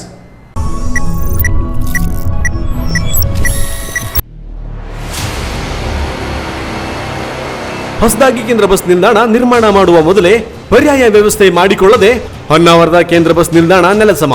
ಹಂಗಾಮಿ ಬಸ್ ಸ್ಟ್ಯಾಂಡ್ಗೆ ನಿಗದಿಯಾಗಿಲ್ಲ ಸ್ಥಳ. ಪರ್ಯಾಯ ವ್ಯವಸ್ಥೆ ಇಲ್ಲದೆ ಹಳೆ ಬಸ್ ನಿಲ್ದಾಣ ನೆಲಸಮ ಮಾಡುವ ಕಾರ್ಯ ಪ್ರಾರಂಭ. ಮಹಾರಾಷ್ಟ್ರದಿಂದ ಕುಮಟಾಕ್ಕೆ ಬಂದ 4ರಲ್ಲಿ ಕೊರೋನಾ ಸೋಂಕು ದೃಢ. ಸೋಂಕಿತರಿಂದ ಕುಮಟಾ ಜನತೆಗೆ ಯಾವುದೇ ತೊಂದರೆ ಇಲ್ಲ ಎಂದು ಸ್ಪಷ್ಟಪಡಿಸಿದರು ಕುಮಟಾ ಉಪ ವಿಭಾಗಾಧಿಕಾರಿ ಅಜಿತ್ ಎಂ. ವಿದೇಶ ಮತ್ತು ಅನ್ಯ ರಾಜ್ಯಗಳಿಂದ ಬಂದರೆ ಕಡ್ಡಾಯವಾಗಿ ಮಾಹಿತಿ ನೀಡಬೇಕೆಂದು ಆಗ್ರಹಿಸಿದ್ರು ಸುದ್ದಿಗೋಷ್ಠಿಯಲ್ಲಿ. ಕಮಲಾ ಮೆಡಿಕಲ್ ಮತ್ತು ರಿಸರ್ಚ್ ಸೆಂಟರ್ ಪುನರ್ ನವೀಕರಣಗೊಂಡು ಆಗದೆ ಡಾಕ್ಟರ್ ಕಮಲಾ ಮತ್ತು ಆರ್.ಎನ್. ನಾಯಕ್ ಹಾಸ್ಪಿಟಲ್. ಸಂಜೀವಿನಿ ಎನ್ನುವ ವಿಶೇಷ ಆರೋಗ್ಯ ಕಾರ್ಡ್ ಅನ್ನ ಪರಿಚಯಿಸಿದೆ ಡಾಕ್ಟರ್ ಕಮಲಾ ಮತ್ತು ಆರ್.ಎನ್. ನಾಯಕ್ ಹಾಸ್ಪಿಟಲ್. ಇಲ್ಲಿಗೆ ಕ್ಯಾನ್ರಾ ಪ್ಲಸ್ ನ್ಯೂಸ್ ಮುಕ್ತಾಯವಾಯಿತು. ನಿರಂತರ ಸುದ್ದಿ ಹಾಗೂ ಮನೋರಂಜನೆಗೆ ನೋಡ್ತಾ ಇರಿ ಕ್ಯಾನ್ರಾ ಪ್ಲಸ್ ಟಿವಿಯನ್ನ. ನಮಸ್ಕಾರ.